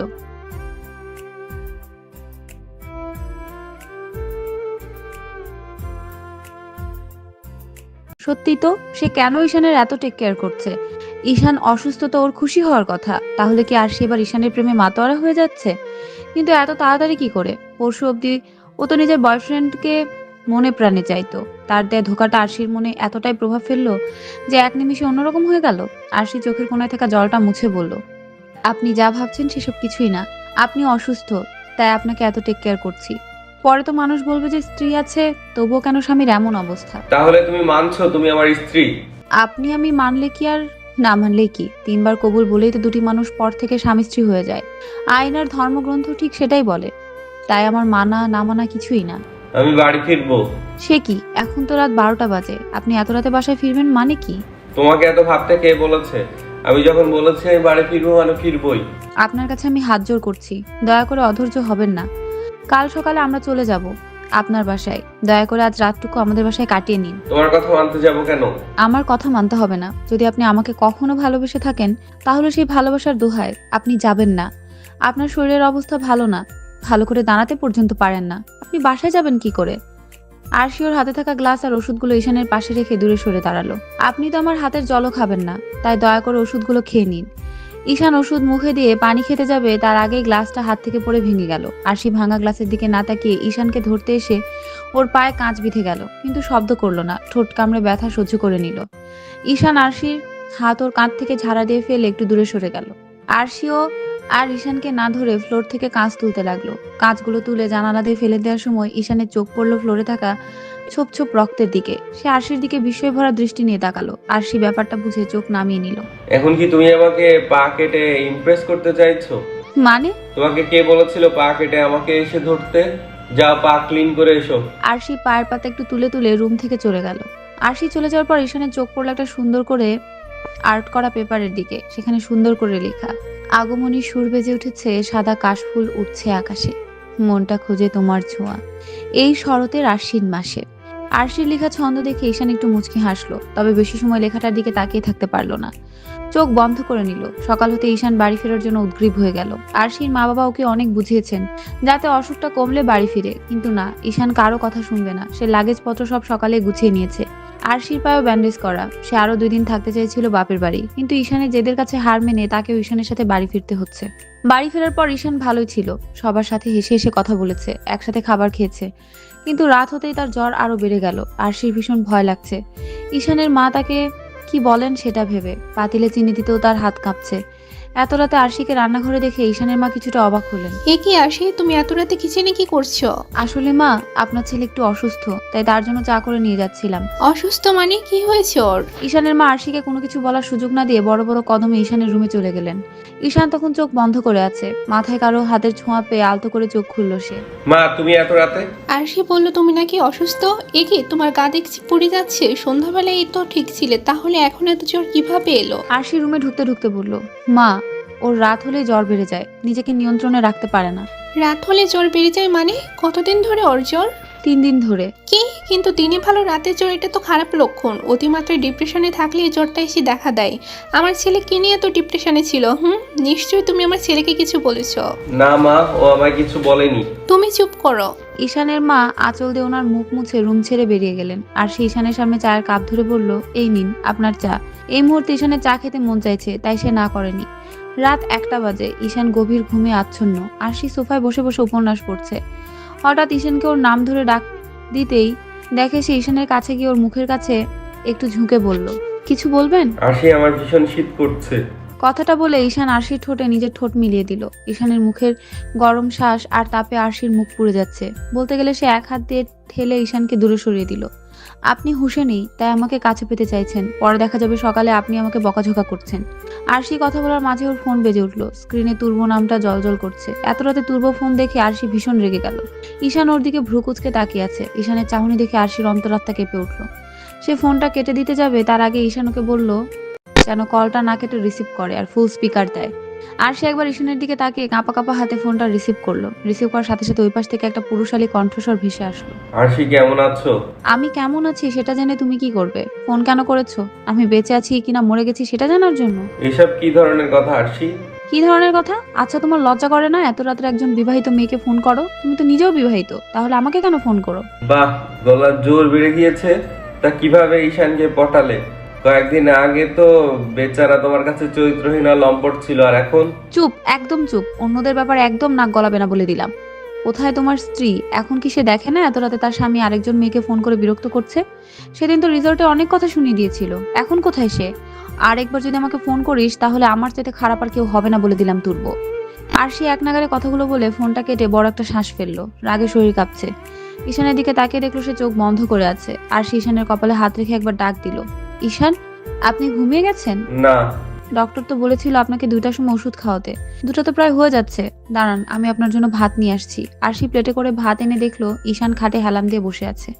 আরশি ভাতটা তরকারি দিয়ে সুন্দর করে মাখিয়ে ঈশানের মুখের সামনে ধরতেই সে মুখ ফিরিয়ে নিল।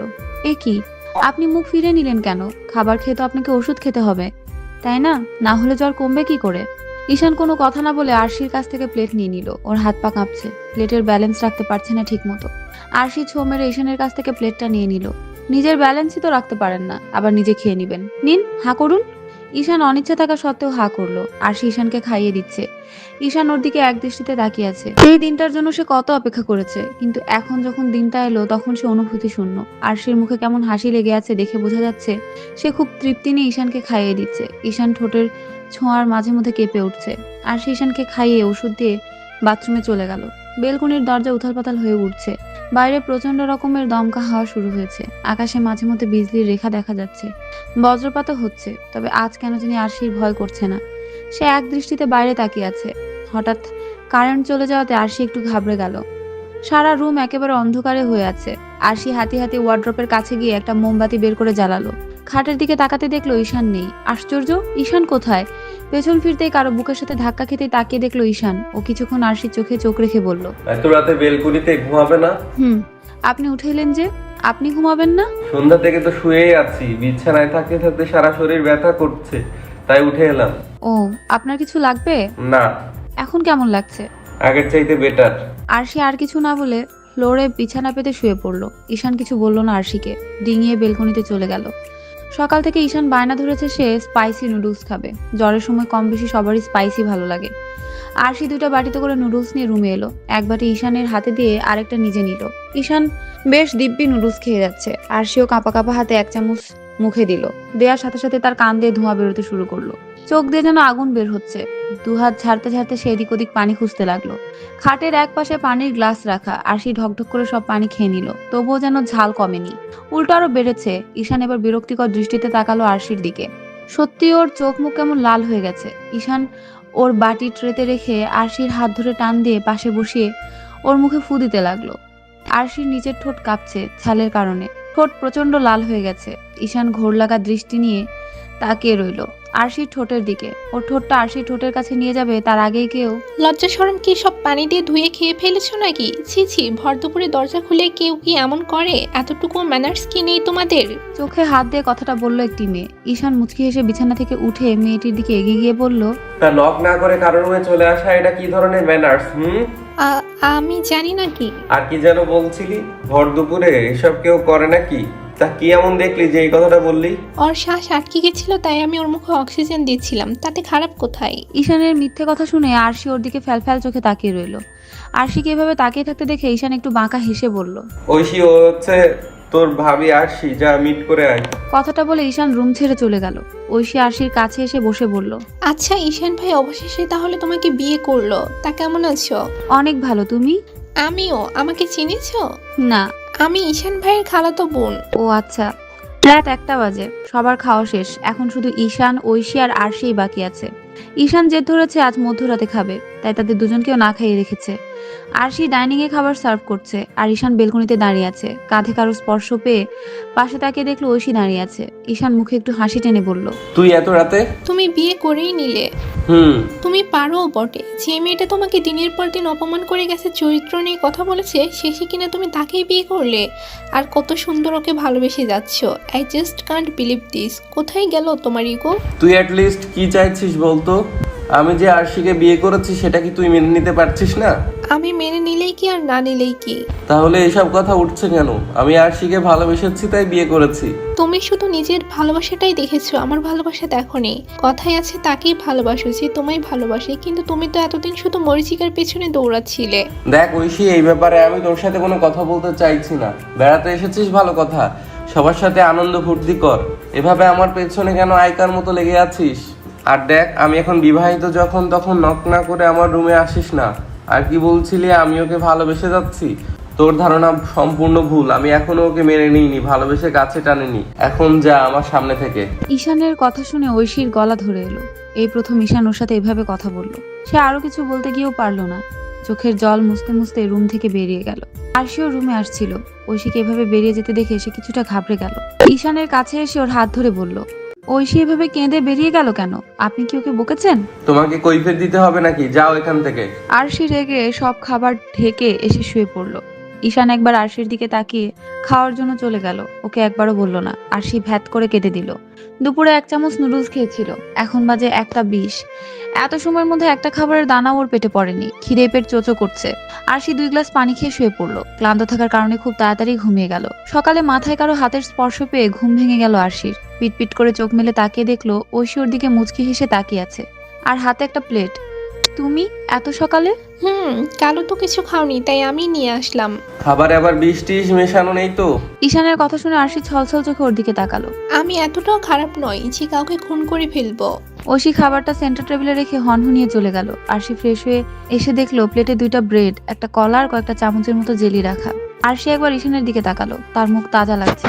তাহলে তো সে খেয়ে নিয়েছে। আরশি ব্রেড দিয়ে জেলিটুকু খেয়ে টন করে প্লেটটা ঈশানের সামনে রাখলো। ঈশান একবার চোখ তুলে তাকিয়ে আবারও নিজের কাজে মন দিল। আরশি কাপড় গুছাচ্ছে আর ঈশানকে বকছে। আমি না হয় তাকে আগে বেশি কষ্ট দিয়ে ফেলেছিলাম, এখন যে সে আমাকে কষ্ট দিচ্ছে সেটা কিচ্ছু না। এর চাইতে তো তুর্বই অনেক ভালো ছিল। তুর্বর নাম শুনে ঈশানের মাথায় দপ করে আগুন ধরে গেল। প্রতিটা শিরায় শিরায় রন্ধে রন্ধে রাগ বয়ে চলেছে। সে এক হাত দিয়ে চুল মুট করে নিজের ঠোঁট কামড়ে বলল, কি যেন বলছিলে? তুর্বই ভালো ছিল তাই তো? ঈশানের এমন ঠান্ডা কণ্ঠস্বর আরশির মনে কাঁটার মতো বিঁধল। ঝড় আসার পূর্বাভাস পাচ্ছে সে। ঝড়ের আগে যে প্রকৃতি একদম নীরব, ঠান্ডা আর নিস্তব্ধ থাকে, তেমন ঈশানের কণ্ঠস্বর জানান দিচ্ছে বিশাল এক ঝড় আসবে। কথার তালে কি বলে ফেলেছে সেটা ভেবেই এখন নিজের চুল ছিঁড়তে ইচ্ছে করছে। ঈশান আবারও ঠান্ডা গলায় বলল, কি বলছিলে আবার বলো। আরশি কিছু বলল না, মাথা নিচু করে নিল। ওর মাথা নিচু দেখে ঈশানের ইচ্ছে করছে ঠাঁটিয়ে কতগুলো চর বসিয়ে দিতে। আপাতত ইচ্ছেটা দমিয়ে রাখলো। ঈশান আর কিছু বলল না, রুম ছেড়ে বেরিয়ে গেল। আরশি 2বার ডাক দিয়েছিল শুধু, কিন্তু ঈশান শোনেনি। ও চলে যাওয়ার সাথে সাথে আরশি খাটে বসে কেঁদে দিল। আমি বারবার ওকে কষ্ট দিয়ে ফেলি, যত চাই ওকে কষ্ট দিব না ততই কষ্ট দিয়ে ফেলি। অতীতেও তাকে কম কষ্ট দেইনি, দিনের পর দিন। এখন যখন চাইলাম আবার সবকিছু নতুন করে শুরু করব, আর তার জন্য যা করার করব, ঠিক তখনই সমস্যাটা পাকিয়ে গেল।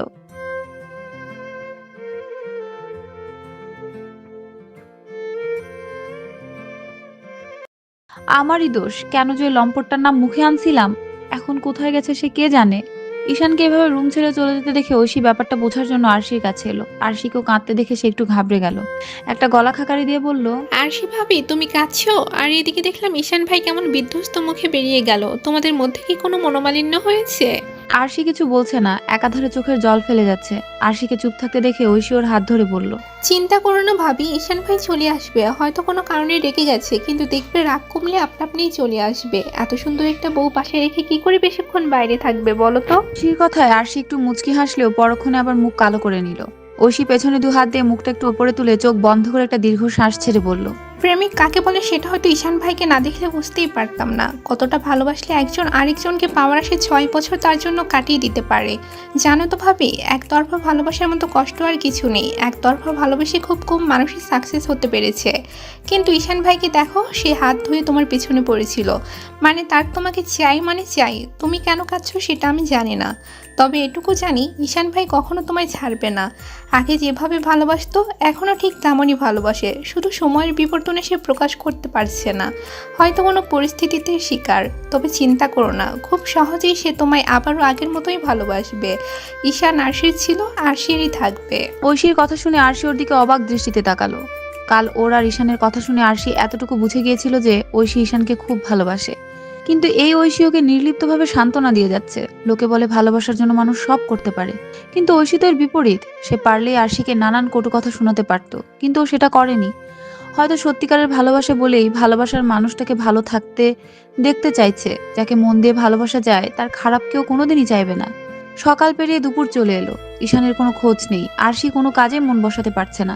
ঈশানের মা অনেকবার এসে আরশিকে জিজ্ঞেস করে গেছেন ঈশান কোথায়। আরশির উত্তর দেওয়ার মতো কোনো অবস্থায় নেই, তাই পরিস্থিতি সামাল দিতে ঐশী ওনাকে কিছু একটা বলে বুঝিয়ে দিল।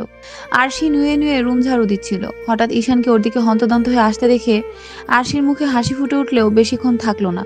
যখন দেখলো ঈশান ওর দিকে একটা সাদা পেপার এগিয়ে দিল, আরশি নিজের কৌতূহল মেটানোর জন্য তাড়াতাড়ি পেপারটা খুলে দেখলো একটা ডিভোর্স পেপার। আরশি চোখ দিয়ে না চাইতেও 1 ফোঁটা জল গড়িয়ে পড়লো। তুর্বর নাম মুখে নিয়েছিল বলে ঈশান তাকে ডিভোর্স দিতে চাইছে, কিন্তু ডিভোর্স পেপার বানাতে তো 4-5 দিন লেগে যায়। ঈশান কয়েক ঘন্টায় কি করে বানিয়ে নিয়ে এলো? ঈশান বেশ শান্ত গলায় বলল, কি করে এত তাড়াতাড়ি ডিভোর্স পেপার বানিয়ে নিলাম সেটাই তো ভাবছো? তাহলে বলছি, আমি জানতাম এমন একদিন আসবে যে তুমি হয়তো আমাকে ডিভোর্স দিতে চাইবে, নয়তো আমি তোমাকে দিতে চাইবো। তাই আমি আগে ভাগেই ডিভোর্স পেপার বানিয়ে রেখে দিয়েছি। যদিও জানি বিয়ের 6 মাসের আগে ডিভোর্স বৈধ না, কিন্তু আমাদের বিয়ের তো 1 মাসও হয়নি, তাতে সমস্যা কি? তুমি এই পেপারে সাইন করে দাও। সাইন করার পর তুমি একদম ফ্রি জীবনযাপন করতে পারবে। শুধু তুর্ব কেন, তুর্বর মতো আরো হাজার ছেলে পাবে। আমি আর তোমাকে বন্দি দশায় রাখতে চাইছি না। আরশি এবার ঈশানের হাত ধরে ফুঁপিয়ে কেঁদে দিল। সে ভাবতেও পারেনি ঈশান ওকে সামান্য কথার উপরে ভিত্তি করে এত বড় শাস্তি দিবে। আরশি হাত ধরাতে ঈশান রেগে ওর হাত ঝাড়া দিয়ে ফেলে ছাদে চলে গেল। ঝিরঝিরে বৃষ্টি পড়ছে। ঈশানের চুলে বৃষ্টির বিন্দু আটকে আছে। প্রতিটা বিন্দুকে এই মুহূর্তে মুক্তোর ন্যায় লাগছে। আস্তে আস্তে বৃষ্টির বেগ বেড়ে যেতে লাগলো। তাতে ঈশানের বিন্দু মাত্র হেরফের নেই। সে এক দৃষ্টিতে আকাশে তাকিয়ে আছে আর গভীরভাবে কি যেন ভাবছে। আমার সাথে কি এমনটা না হলেই নয় আরশি? তোমাকে আমি যতবার কাছে টানতে চাই ঠিক ততবারই তুমি আমায় কষ্ট দিয়ে ফেলো, হোক জেনে হোক অজান্তে। ভেবেছিলাম সবকিছু মন থেকে দূর করে আবারও তোমায় আগের মতো ভালোবাসবো, কিন্তু তুমি তো তুর্বকে নিয়েই পড়ে আছো। তুমি বুঝতে পারবে না আরশি, এই তুর্ব নামটা তোমার মুখে শুনলে আমার কতটা কষ্ট লাগে। যদিও জানি তুমি আমায় কষ্ট দেওয়ার জন্য এমন করো। আজ তোমাকে একটা শিক্ষা দেওয়ার দরকার, তাই নকল ডিভোর্স পেপার বানিয়ে এনেছি। শিক্ষা দেওয়ার পাশাপাশি তোমার পরীক্ষাও নেওয়া যাবে যে তুমি এক্স্যাক্টলি কাকে চাও, আমাকে নাকি তুর্বকে। হঠাৎ হাতে কারো স্পর্শ পেয়ে ঈশান চকিতে পাশে তাকিয়ে দেখলো আরশি ওর দিকে ছলছল চোখে তাকিয়ে আছে। ঈশান একবার তাকিয়ে চোখ নামিয়ে নিল। সাধারণ একটা বিষয় নিয়ে আপনি আমাকে ডিভোর্স দিতে চাইছেন? আরশির কণ্ঠ জড়িয়ে আসছে। কান্না করার ফলে ভালো করে কথা বলতে পারছে না। ঈশান ওর হাত থেকে নিজের হাত ছাড়িয়ে আরেক দিকে ফিরে গেল। আরশিও ঈশানের পেছন পেছন তার কাছে গেল। আমার কাছে কেন আসছো? যাও দূরে সরো। ঈশান কথাটা বলে আরেকটু পিছিয়ে গেল। ছাদের ওই জায়গাটাতে রেলিং নেই। সে আরেকটু সাইডে যেতেই ছাদ থেকে পড়ে গেল। আরশি ঈশান বলে চিৎকার করে উঠল। চোখের সামনে ওর স্বামী পড়ে গেল আর চেয়েও আটকাতে পারলো না। দেখতে দেখতে জীবন থেকে কি করে 1 বছর ফুরিয়ে গেল বোঝাই গেল না। আরশি বেলকনিতে দাঁড়িয়ে এক ধ্যানে বাইরে তাকিয়ে আছে। বাতাসে তার চুলগুলো এলোমেলো ভাবে উঠছে। চোখের নিচে কালো দাগও পড়ে গেছে। এই 12 মাসে একবারও ভালো করে চোখের পাতা এক করে দেখেনি আরশি। সবসময় ঈশানের কাছাকাছি থেকেছে। বিছানায় শুয়ে থাকা ছোট্ট মেয়েটার দিকে তাকিয়ে একটা দীর্ঘ শ্বাস ছাড়লো। মেয়ের 3 মাস হতে চললো, অথচ এখন পর্যন্ত তার বাবার স্পর্শটুকু পেয়ে দেখেনি। আরশি আবারও মনে করতে লাগলো 1 বছর আগের কথা। সেদিন ঈশান ছাদ থেকে পড়ে ওর বাঁ হাত আর ডান পায়ের হাঁটু ভেঙে গিয়েছিল। মাথায়ও খুব চোট পেয়েছিল। ডক্টর তো বলেই দিয়েছিল ঈশানকে বাঁচানো সম্ভব না। তবু ওনারা শেষ চেষ্টা করে দেখবেন, বাকিটুকু আল্লাহর হাতে।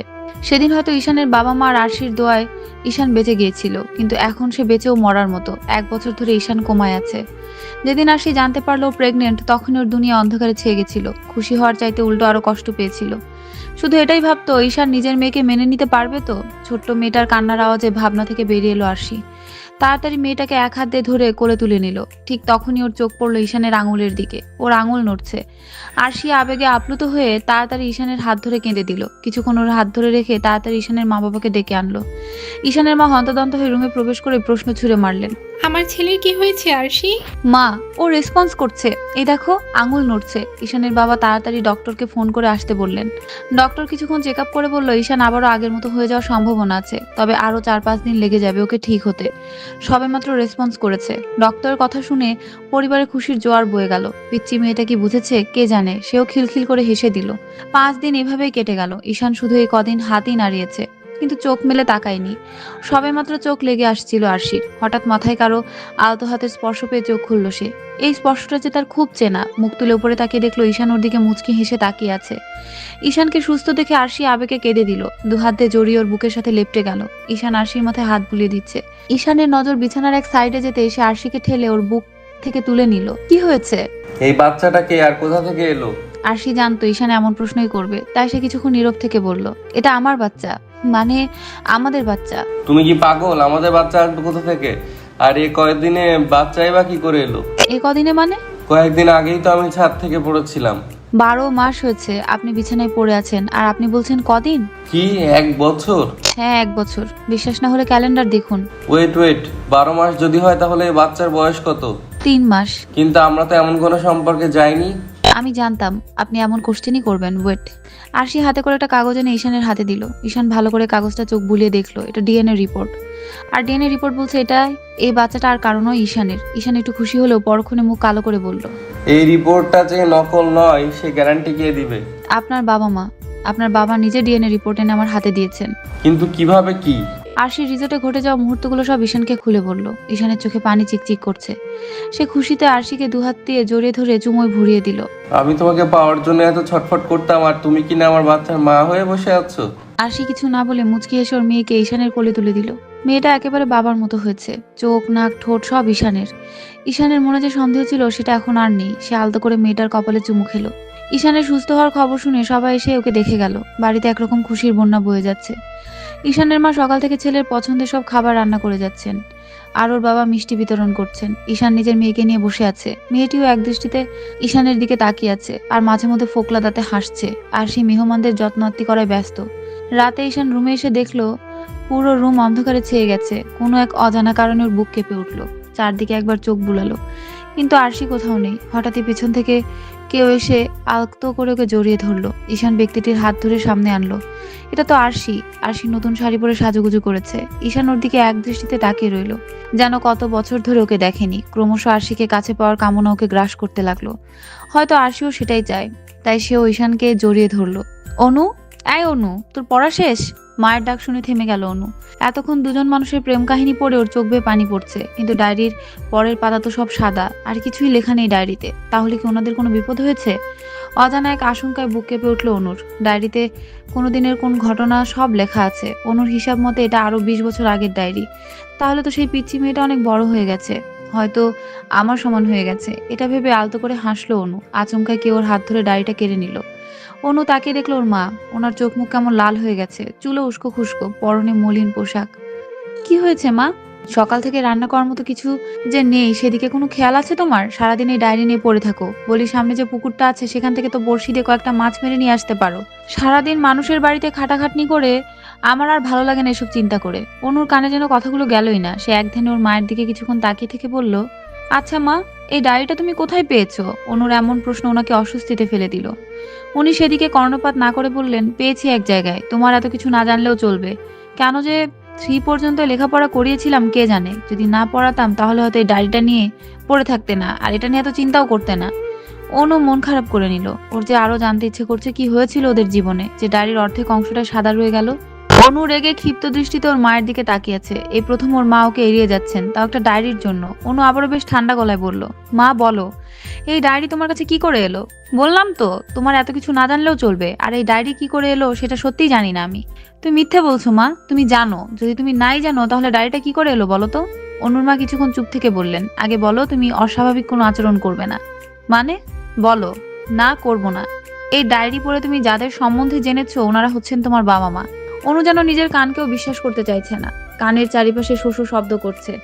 এমন একদিন আসবে সে নিজের মা তার সন্তানকে অন্যের সন্তান বলবে, এটা কোনোদিনও ভাবেনি অনু। কি বলছেন কি উনি? অনু বিস্ময়কর দৃষ্টিতে ওর মায়ের দিকে তাকিয়ে বলল, এসব কি বলছো তুমি মা? আমি শুধু তোমারই মেয়ে, আর তুমি আমারই মা। অনুর মা একটা তাচ্ছিলের হাসি দিয়ে বলল, হ্যাঁ আমি তোমার মা। আমি তোমাকে গর্ভে ধরিনি, তাতে কি হয়েছে?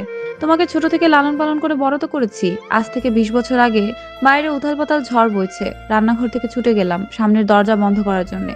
হঠাৎ দুজন মানুষকে আমাদের ঘরের দিকে আসতে দেখে বেশ অবাক হলাম। ভদ্রলোকটির হাতে ফিনকি দিয়ে রক্ত বেরোচ্ছিল, আর মহিলাটি সে সময় তোমাকে আর এই ডায়েরিটা আমার হাতে তুলে দিয়ে শুধু এটুকুই বলেছিল, আমার মেয়েকে আমি আপনার হাতে সঁপে দিলাম। আমি জানি না বোন আপনি কে, তারপরও নিজের বোন ভেবে বলছি, আমার মেয়েটাকে আপনি দেখে রাখবেন।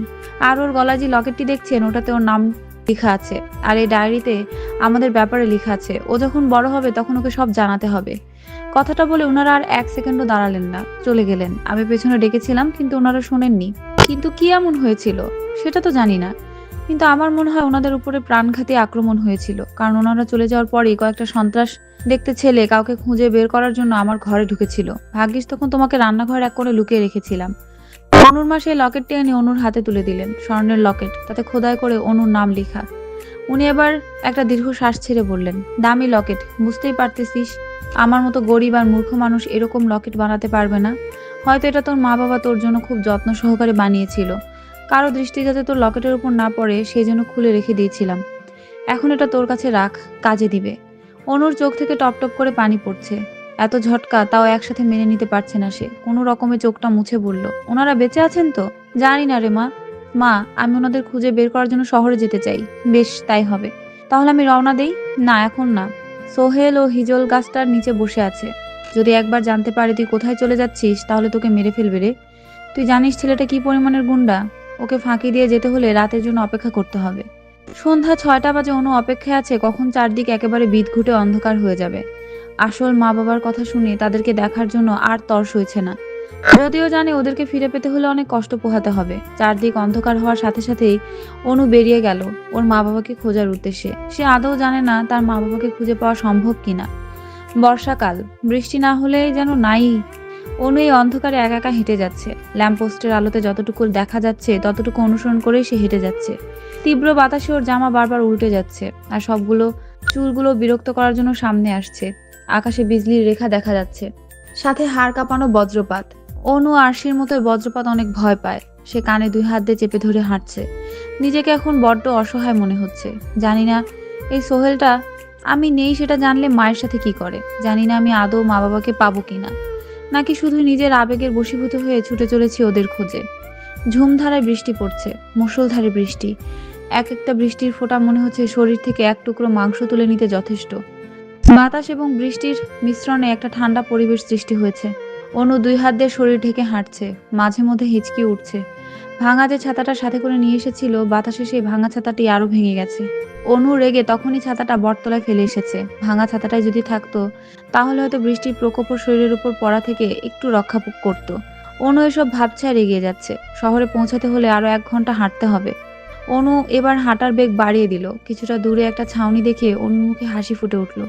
সে দ্রুত হেঁটে ছাউনির কাছে গিয়ে দাঁড়ালো। সাথে সাথে মুখে যে হাসিটা ছিল সেটাও নিমিষেই মিলিয়ে গেল। কয়েকটা ছেলে ছাউনির ভিতরে খোপের উপরে বসে আছে। দেখেই বোঝা যাচ্ছে ছেলেগুলো বখাটে, একদম সোহেলের মতো। অনুর মনে ভয় বেড়ে গেল। সে দ্রুত পদে হেঁটে যেতে লাগলো। পেছনে একবার তাকিয়ে দেখলো ছেলেগুলো আসছে কিনা। হ্যাঁ, ছেলেরা আসছে। 4টে ছেলে 2টি ছাতা নিয়ে ওর পেছন পেছন আসছে। অনুর মনে ডিপ ডিপ করে দ্রুত বেগে হৃৎপিণ্ড পরিচালন হচ্ছে।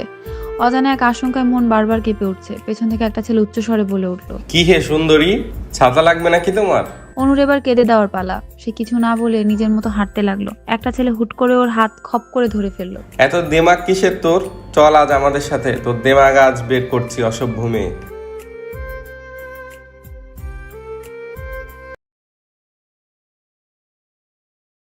ছেলেটা এমনভাবে হাত চেপে ধরেছে মনে হচ্ছে হাতের হাড় একেবারে ভেঙে গুঁড়ো হয়ে যাচ্ছে।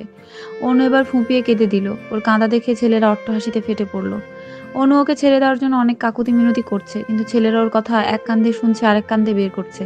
আরেকটা ছেলে ওর হাত ধরে টেনে নিয়ে যেতে লাগলো। হঠাৎ ওদের সামনে একটা কার এসে থামাতে ছেলেগুলো একটু হকচকিয়ে গেল, কিন্তু অনুকে ছাড়লো না। অনু সেদিকে কোনো খেয়াল নেই, সে তো কাঁদতেই ব্যস্ত। কার থেকে ছাতা মাথায় দিয়ে একটা ছেলে নামলো। পরনে সাদা শার্ট, কালো জিন্স, কিছু চুল কপালে এসে পড়েছে। ছেলেগুলো হা করে ছেলেটার দিকে তাকিয়ে আছে। আরেকটা ছেলে অস্ফুট স্বরে উচ্চারণ করলো, আবির রাইহান চৌধুরী। ছেলেগুলো এবার অনুকে ছেড়ে দিয়ে দৌড়ে পালিয়ে গেল। নিজের 2 হাত মুক্ত পেয়ে অনু আশেপাশে একবার তাকিয়ে দেখলো ছেলেগুলো চলে গেছে, কিন্তু সামনে দাঁড়িয়ে থাকা ছেলেটিকে দেখে সে একদমই খুশি হয়নি। আবির অনুর দিকে 2 কদম এগিয়ে এসে বলল, কেমন মেয়ে আপনি যে এই ঝড় আর বৃষ্টির সময় বাইরে বেরিয়েছেন, তাও রাতের বেলা? আপনার বাড়ির মানুষ বা কেমন দায়িত্বশীল যে একা একটা মেয়েকে রাতের বেলা ছেড়ে দিয়েছে? কোনো অঘটন যদি আজ ঘটে যেত তাহলে সমাজে মুখ দেখাতো কি করে? ইডিয়েট। অনু কিছু বলল না, মাথা নিচু করে রেখেছে। কি বা বলবে আবিরকে? আবির আবারও কর্কশ কণ্ঠে বলল, কি হলো, বলছেন না কেন? আসলে আমার বাড়ি নেই। কি? আমার বাড়ি নেই, তাই শহরে যাচ্ছিলাম নিজের মা বাবাকে খুঁজতে। অনু কি বলছে কিছুই মাথায় ঢুকছে না আবিরের। তাতে তার কি, তবুও কর্তব্যের খাতিরে একবার বলল, আপনি যদি চান তাহলে আমি আপনাকে শহরে পৌঁছে দিতে পারি। অনু আবিরের কথা শুনে ওর দিকে ফ্যালফ্যাল দৃষ্টিতে তাকিয়ে আছে। ওর সঙ্গে যাবে কিনা সেটা নিয়ে দ্বিধাদ্বন্দ্বে ভুগছে। এক প্রকার মনের সাথে যুদ্ধ করছে বলতে গেলে। মন বলছে আবিরের সাথে যেতে, কিন্তু মস্তিষ্ক না করছে। আজকালকার ছেলেদের বিশ্বাস নেই, ওরা যে কোনো সময় যে কোনো অঘটন ঘটিয়ে ফেলতে পারে। অনুকে এমন বিষণ্ণভাবে কিছু ভাবতে দেখে আবির এবার বেশ সূক্ষ্ম দৃষ্টি নিয়ে ওর দিকে তাকালো। হালকা পাতলা গায়ের গঠন, দেখতে একদমই খারাপ না। আবির এবার বেশ শক্ত কণ্ঠেই বলল, দেখো আমি টাইম ওয়েস্ট করতে পারবো না। তুমি যদি যেতে চাও তাহলে আসো, তা না হলে এখানেই পড়ে থাকো। অনু নিজের তর্জনী আঙুলের নখটা কামড়াতে কামড়াতে বলল, আগে বলুন, আপনি আমার কোনো ক্ষতি করবেন না? মানে তোমার কি আমাকে ধর্ষক মনে হয়? অনু ওর ভ্রু দুটি 2 দিকে প্রসারিত করে বলল, আমি সেটা কখন বললাম? তুমি তো সেটাই মিন করছো। দেখো তোমাকে সাহায্য করছে বলে এটা ভাববে না যে আমার তোমার প্রতি ইন্টারেস্ট আছে। তোমাদের মতো মেয়েদের প্রতি আবির রায়হান চৌধুরী কোনো ইন্টারেস্ট নেই। আমি আর একবার বলবো আসার কথা, তারপর আসা না আসা অ্যাজ ইউর উইশ। অনু কিছুক্ষণ ভাবার ভঙ্গি করে বলল, আচ্ছা ঠিক আছে চলুন। অনু আবিরের সাথে শহরে যাচ্ছে। যতই সামনে এগোচ্ছে ক্রমশ তার মনের ভয় বেড়ে চলেছে। আদৌ সেই পাবে তো তার মা বাবাকে খুঁজে? আবেগে তো চলে এলো গাঁও ছেড়ে। নিজের শৈশবকে বড্ড মিস করছে। আবির বেশ কয়েকবার অনুর দিকে আর চোখে তাকিয়েছে। অনুর বড় ওড়নাটা দিয়ে সারা শরীর ঢেকে রেখেছে। চুল বেয়ে টপ টপ করে পানি পড়ছে এখনো। বেবি হেয়ারগুলো কপালের সাথে ভিজে লেপ্টে আছে। আবির কিছুক্ষণ নীরব থেকে গলা খাঁকারি দিয়ে বলল, what songs do you listen to? আবিরের কথা শুনে অনুর দিকে ড্যাপ ট্যাপ করে তাকিয়ে আছে। আবির কি বলছে কিছুই মাথায় ঢোকেনি ওর। অনুকে এভাবে আবিরের দিকে তাকিয়ে থাকতে দেখে আবিরও ভেবাচাকা খেয়ে গেল, যেন সে অনেক বড় অন্যায় করে ফেলেছে। তারপরও নিজেকে কিছুটা ঠিক করে বলল, তুমি কি আমার কথা বুঝতে পারোনি আমি একটু আগে যা বললাম? অনু মাথা নাড়িয়ে না বলল। আবির আবারও রিপিট করে বলল। What songs do you listen two?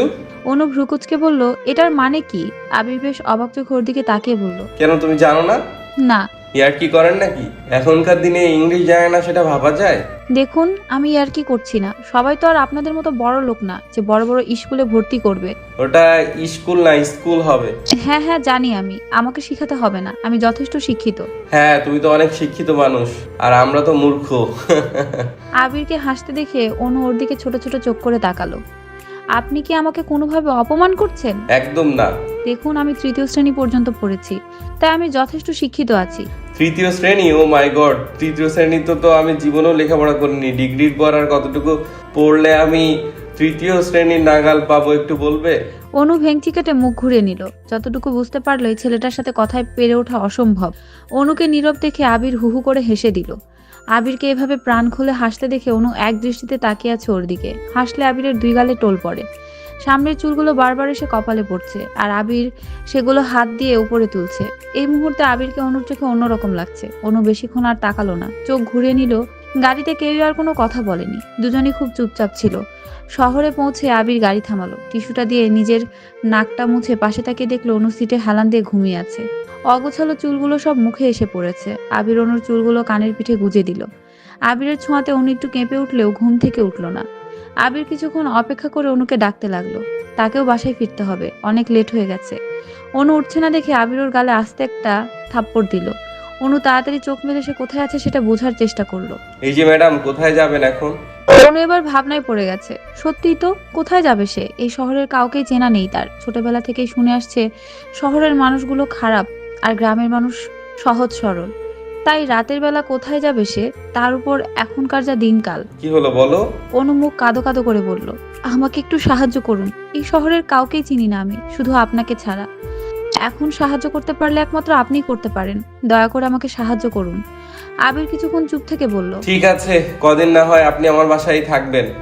এই কয়েকদিনে তুমি তোমার যাওয়ার জায়গা বের করে নিতে পারবে? চেষ্টা করব। আবির অনুকে নিয়ে ওর বাসার সামনে দাঁড়িয়ে কলিং বেল চাপলো। অনুর বুক ধুকপুক ধুকপুক করছে। কি ভাববে আবিরের পরিবার ওকে নিয়ে? আর ওকে থাকতেই বা দিবে কি করে ওদের কাছে? অনুর ভাবনার মাঝে একজন মধ্যবয়সী মহিলা এসে দরজা খুলে দিল। আবির এসে ভিতরে ঢোকার সাথে সাথেই একটা মেয়ে এসে চিৎকার করে বলে উঠল, ভাইয়া তুমি বিয়ে করে বউ নিয়ে এসেছো আর আমরা জানি না? আবির ওর বোনের মুখে কথাটা শুনে হাসবে না কাঁদবে বুঝতেই পারছে না। সে বিরক্তিকর দৃষ্টিতে তাকিয়ে বলল, দেখ, না জেনে কিছু বলিস না। মেয়েটি যাওয়ার মতো কোনো জায়গা নেই, আপাতত আমাদের বাসায় থাকবে কয়েকদিন। এখন সর এখান থেকে। আর এই যে আপনি ভেতরে আসুন, নাকি ফুল দিয়ে বরণ করে বাসায় তুলবো? আবিরের কথা হয়তো অনুর কান অব্দি পৌঁছায়নি, তাই তো সে কোনো প্রতিক্রিয়া না করে চোখ বড় বড় করে বাসার চারদিক দেখায় ব্যস্ত। আবির এবার জোরে করে ডাক দিল ওকে। তারপর ওর বোনকে ইশারা করলো যাতে অনুকে বাসার ভেতরে নিয়ে আসে। ড্রয়িং রুমে বসে অনু বারবার চারদিকে তাকাচ্ছে। এর আগে এতবারই চোখেও দেখেনি সে। আর আজ থেকে এই বাড়িতেই থাকবে। কথাটা ভাবতে অনুর মন খুশিতে ভরে গেল। পরক্ষণে যখন মনে হলো এই বাড়িতে তো সে কয়েকদিনের জন্য আছে, তখনই আবার মনটা খারাপ হয়ে গেল। আবিরের বোন এসে অনুকেও সঙ্গে রুমে নিয়ে গেল। আচ্ছা তোমার নামটাই তো জানা হলো না, কি নাম তোমার? Anu. Wow nice name, my name is Arohi. Anu English না জানলেও এতটুকু বুঝতে পেরেছে মেয়েটার নাম আরোহী। প্রত্যুত্তরে সে একটু মুচকি হাসলো। বাই দ্য ওয়ে, এই নাও ড্রেস আর বাথরুমে চলে যাও। বৃষ্টিতে ভিজেছো, এখন গোসল করতে হবে, নইলে বৃষ্টির পানি শরীরে থাকলে জ্বর সর্দি লেগে যাবে। আপনি কি ডাক্তার? অনুর কথা শুনে আরোহী হেসে দিয়ে বলল, ডাক্তার কেন মনে হলো তোমার কাছে? তোমাকে অ্যাডভাইস দিয়েছি তাই? না আমি ডাক্তার নয়। অনু আর কোনো কথা না বাড়িয়ে বাথরুমে চলে গেল। এখন সমস্যা হলো গিয়ে দরজা লাগাবে কি করে সেটা বুঝতে পারছে না। অনুকে এভাবে দরজার কাছে দাঁড়িয়ে থাকতে দেখে আরোহী ওর দিকে এগিয়ে এলো। কিছু লাগবে? না। তাহলে দাঁড়িয়ে আছো যে? আসলে দরজাটা কি করে লাগাই বুঝতে পারছি না। লক মানে ওইটাই মুচড়ে দাও, তাহলেই লেগে যাবে। আবার বেরিয়ে আসার সময় উল্টে মুচড়ে দিও, তাহলেই খুলে যাবে। আচ্ছা ঠিক আছে। অনু বাথরুমে গিয়ে আরো অবাক, হায় আল্লাহ, এই বাড়িতে এত যন্ত্রপাতি কেন? আর বাথরুমেই তো বেশি, এখানে এত বড় বোল, আল্লাহ এটাতে কি করে গোসল করে? আমি বা গোসল করব কিভাবে? হঠাৎ অনুর চোখ পড়লো শাওরের দিকে। আরে বাহ, এটা আবার কি? দরজা লকের মতোই তো লাগছে, দেখি তো এটাতে মোচড় দিয়ে। শাওরের কলে মোচড় দেওয়ার সাথে সাথে পানি পড়তে শুরু করলো। অনু তো সেই লেভেলের খুশি। বড় লোকের বিরাট কারবার। এদের মনে হয় বৃষ্টিতে ভেজা শখ হলে এটার নিচে এসে দাঁড়িয়ে থাকে। ইচ্ছে মতো শাওরের নিচে দাঁড়িয়ে ভিজছে। দরজা খোলার আওয়াজে অনু তাড়াতাড়ি পেছন ফিরে দেখে আবির। আবিরকে বাথরুমে দেখে অনু ভয়ার্ত দৃষ্টি নিয়ে ওর দিকে তাকালো। আবিরও অনুকে এভাবে দেখে হকচকিয়ে গেল। তাড়াতাড়ি নিজের দৃষ্টি লুকিয়ে বাথরুম ছেড়ে চলে গেল। অনু আর মাথা না ঘামিয়ে শাওয়ার সেরে বেরিয়ে গেল। রুমে পা রাখা মাত্র আরোহী এসে ওকে টান দিয়ে নিয়ে গেল। তোমাকে তো ভালো ভেবেছিলাম, কিন্তু তুমি তো... কেন, আমি কি করেছি? সিরিয়াসলি তুমি বুঝতে পারছো না? না। ভাইয়া বাথরুমে কি করছিল? তুমি তো আমার চোখের সামনেই দরজা বন্ধ করে বাথরুমে গিয়েছিলে, তাই না? তাহলে ভাইয়া কিভাবে বাথরুমে ঢুকলো বলো? অনু নিজেও এই কথাটা অনেক ভেবেছে, কিন্তু হিসাব মেলাতে পারেনি। সে ভেবেছিল আবিরকে এবার জিজ্ঞেস করবে, তাই সে কথা ঘোরানোর জন্য বলল, আমি সত্যি জানি না উনি কিভাবে বাথরুমে গেলেন। সত্যি তোমাদের মতো মেয়েরা আর কিছু না জানলেও এসব ভালোই জানে। আরোহী কথাটা বলে রুম ছেড়ে চলে গেল। অনুর চোখে পানি চিকচিক করছে, খুব কষ্ট পেয়েছে সে আরোহীর কথায়। তাড়াতাড়ি রুম ছেড়ে সেও বেরিয়ে গেল আবিরের রুমে। আবির তখন ফোনে কথা বলায় ব্যস্ত। অনুকে দেখে আবির ফোন কান থেকে সরিয়ে বলল, কিছু বলবে? আসলে তখন বাথরুম। আবির অনুকে বাকিটুকু বলতে না দিয়ে নিজেই বলল, হ্যাঁ, আমিও তোমার কাছে যেতে চাইছিলাম। I am sorry. আসলে রুহি রুম থেকে একটা জিনিস আনতে গিয়ে দেখি বাথরুম থেকে শাওয়ারের আওয়াজ আসছে। রুহি তো এই টাইমে শাওয়ার করে না। এই মুহূর্তে আমার তোমার কথা মাথা থেকে সম্পূর্ণ বেরিয়ে গিয়েছিল, তাই কোনো কিছু না ভেবে দরজায় একটু জোরে ধাক্কা দিতে দরজা খুলে গেল। হয়তো ভালো করে লক করনি তাই। অনু কিছু বলল না, রুম ছেড়ে বেরিয়ে এলো। পথে আবার আরোহীর সাথে দেখা। সে অনুকে দেখে ভ্রু কুচকে ফেললো। কোথায় গেছিলে? আবিরের রুমে। আরোহী একটা ভেঙচি কেটে সোজা আবিরের রুমে চলে গেল। ভাইয়া, কি? তোমার মনে কি চলছে বলো তো? কি চলবে আবার? মানে তুমি কোনো মেয়ের সাথে ভালো করে দু চার কথা পর্যন্ত বলো না, আবার তুমি কিনা একটা মেয়েকে বাসায় নিয়ে এসেছো? সিরিয়াসলি? এই ব্যাপারে তোর সাথে আগেও কথা বলেছি, তাহলে আবার কেন? কারণ আমার কাছে বিষয়টা সুবিধা লাগছে না। তাহলে আমার কি করার? দেখো ভাইয়া, হেয়ালি করবে না, একদম বলে দিলাম। সত্যি করে বলো তো, অনুর সাথে তোমার কি সম্পর্ক? আশ্চর্য, ওর সাথে তো আমার আজই প্রথম দেখা। তাহলে সম্পর্ক আসতে যাবে কোথা থেকে? নাকি তুই জোর করেই সম্পর্ক স্থাপন করে ফেলবি? আমি জাস্ট কিচ্ছু বুঝতে পারছি না। তোর এত বোঝার দরকার নেই, যা গিয়ে নিজের চরকায় তেল দে। আর শোন, কাল কিন্তু আদিল আসছে। কথাটা বলে আবির একটা চোখ টিপ দিল। আরোহী লজ্জামাখা মুখ করে আবিরের রুম থেকে বেরিয়ে গেল। পরের দিন বাড়িতে তোড়জোড় চলছে। অনু রান্নাঘরের এক কোনায় দাঁড়িয়ে নিজের তর্জনী আঙুলের নখ কামড়াচ্ছে আর পরিস্থিতি বোঝার চেষ্টা করছে। আরোহী কোমরে ওড়না বেঁধে রান্না করে যাচ্ছে। অনু বেশ কয়েকবার জিজ্ঞেস করছে কার জন্য এত রান্না বান্না, কিন্তু আরোহী কিছুই বলেনি। অনু আরোহীর এমন ব্যাপারে কষ্ট পেলেও সেটা প্রকাশ করলো না। কিছুক্ষণ পর একজন সার্ভেন্ট এসে বলল মেহমান এসে গেছে। আরোহী আর ওর মা মাথায় ওড়না দিয়ে তাড়াতাড়ি রান্নাঘর থেকে বেরিয়ে গেল। অনুও বেরোবে, তার আগে আরোহী ওর হাত খপ করে ধরে বলল, ওনারা আমাদের পারিবারিক গেস্ট, তাই আমি চাই না তুমি ওনাদের সামনে গিয়ে কোনো সিন ক্রিয়েট করো। যাও রুমে গিয়ে চুপচাপ বসে থাকো, আর যা বললাম তা যেন মনে থাকে।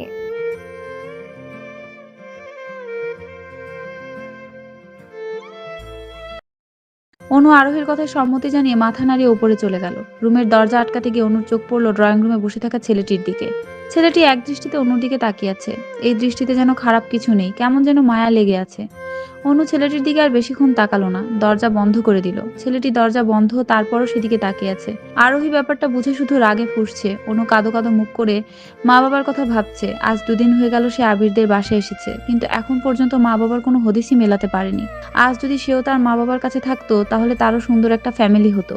অনুর ভাবনার মাঝে দরজায় ঠকঠক আওয়াজ পড়ল। অনু নিজের চোখের জলটা মুছে দরজা খুলে দিল। দরজার উপরে একজন মধ্যবয়সী মহিলা দাঁড়িয়ে আছেন, পরনে তার দামি শাড়ি। অনু ওনার দিকে একদৃষ্টিতে তাকিয়ে আছে, যেন কত চেনা লাগছে মহিলাটিকে। উনি আরোহীর দিকে তাকিয়ে বললেন, ওকে। আরোহী কিছুক্ষণ ভেবে বলল, ও আমাদের বাসায় কাজের লোক। এই মেয়ে, তুমি আমার রুমে কি করছো? তাও দরজা বন্ধ করে। চুরি টুরি করার মতলব আসছো নাকি? যাও, রুম থেকে বেরিয়ে যাও। আরোহীর কথায় অনুর চোখ বেয়ে টপ টপ করে পানি পড়ছে। ইগো সবারই থাকে, তেমনি অনুরও আছে। কাজের লোক কথাটা ওর ইগোতে গিয়ে লেগেছে। সে গরিব হতে পারে, কিন্তু কাজের লোক নয়। কি হলো, যাও। অনু দৌড়ে ছাদে চলে গেল। ভদ্র মহিলাটি একবার তাকিয়েছেন অনুর দিকে, পরেও আর না তাকিয়ে চলে গেলেন বাথরুমে। সন্ধ্যা প্রায় ছুঁই ছুঁই। বিকেল 3টে। অনু এসেছিল ছাদে, এখনো আছে। কেউ একবার এসে পর্যন্ত দেখেনি ওকে। ওর মায়ের কাছে থাকলে কতবার এসে ওর মা ওকে দেখে যেত। কথাটা ভেবে অন্য একটা দীর্ঘ শ্বাস ছাড়লো। পেছন ফিরতে আবিরকে দেখে একটু চমকে গেল। আপনি? মেহমান আসলো, নিচে তো গেলে না? এমনি। আচ্ছা, ওনারা কি আপনাদের রিলেটিভ? হ্যাঁ, আমার বাবার বন্ধুর ফ্যামিলি আজ এসেছিল। বাবার বন্ধুর নাম জানতে ইচ্ছে হলো অনুর, তাই সে বলল, কি নাম আপনার বাবার বন্ধুর? ঈশান খান। ঈশান খান নাম শুনে অনু দু কদম পিছিয়ে গেল। তারপর কাঁপা কাঁপা কণ্ঠে বলল, ওনার স্ত্রীর নাম কি আরশি? হ্যাঁ, বাট তুমি কি করে চিনলে? তুমি তো গ্রামে থাকতে, তাহলে শহরের মানুষকে চেনা তো তোমার দ্বারা পসিবল না। তাহলে ওই আসলে ঈশান খান নামটা আমি আগেও শুনেছিলাম, তাই একটু অবাক হলাম। তাহলে এরকম ওভার রিয়াক্ট করার কি আছে? বললামই তো। হুম আবির একটা দীর্ঘশ্বাস ছেড়ে রেলিংয়ে ভর দিয়ে দাঁড়ালো। হাত দুটো ভাঁজ করে একদৃষ্টিতে তাকিয়ে আছে আকাশের দিকে। অনু কিছুক্ষণ নীরব থেকে বলল, ওনারা চলে গেছেন? অনেক আগেই। খালি বাসা তোমাকে দেখতে পাচ্ছিলাম না, তাই খুঁজতে খুঁজতে ছাদে এলাম, আর দেখো তোমায় পেয়েও গেলাম। খালি বাসা মানে? আপনার মা মামা কোথায়? ওনারা আঙ্কেলদের সাথে চলে গেছেন। প্রতি বছরই আমরা গিয়ে ওনাদের বাসায় থাকি, নয়তো ওনারা এসে আমাদের বাসায় থাকেন। খুব ভালো সম্পর্ক ওনাদের সাথে আমাদের। আচ্ছা, একটা ছেলেও তো এসেছিল, ও কি হয় আপনাদের? আবির অনুর দিকে ভ্রুকুচকে তাকিয়ে বলল, কেন বলো তো? এমনি। ও হচ্ছে আদিল খান, ঈশান আঙ্কেলের ছেলে। জানো তো, অনু ওর না বড় একটা বোন ছিল, আমার সঙ্গী ভাবতে পারো। কিন্তু কোনো এক কালবৈশাখী ঝড় এসে ওকে আমার থেকে দূরে সরিয়ে নিয়ে গেল, এতটাই দূরে যে আমি আজ অবধি ওকে খুঁজে পাইনি। ও যখন আমার থেকে দূরে সরে যায় তখন আমার বয়স 5 বছর। ভালোবাসা কি জিনিস বুঝতাম না, কিন্তু ওকে দেখলে কেমন যেন মনে এক ধরনের নাম না জানা অনুভূতি জাগতো। বয়স বাড়ার সাথে সাথে কখন যে এই অনুভূতি ভালোবাসায় রূপান্তর হয়েছে বুঝতেই পারিনি। যখন থেকে বুঝতে পারলাম আমি ওকে ভালোবাসি, তখন থেকেই ওকে খুঁজে যাচ্ছি। বাবা আমার জন্য অনেক পাত্রী দেখেছে, বাট কেন জানি না আমার তখন শুধু সেই পিচ্চির কথাই মনে পড়তো। শুধু মনে হতো ও আসবে, কিন্তু ও আর আসলো না। আর আসবে কিনা সেটাও জানি না। আমি আজও ওকে ভালোবাসি, অনেক ভালোবাসি। এত ভালোবাসেন? তাও কিরকম দেখতে হয়েছে, কালো বা ফর্সা? ব্যাস, ও যেমনই হোক ওকে আমি ভালোবাসি। যদি তার বিয়ে হয়ে যায় তাহলে কি আপনি ওকে ভালোবাসবেন? হঠাৎ তুমি এত প্রশ্ন করছো যে?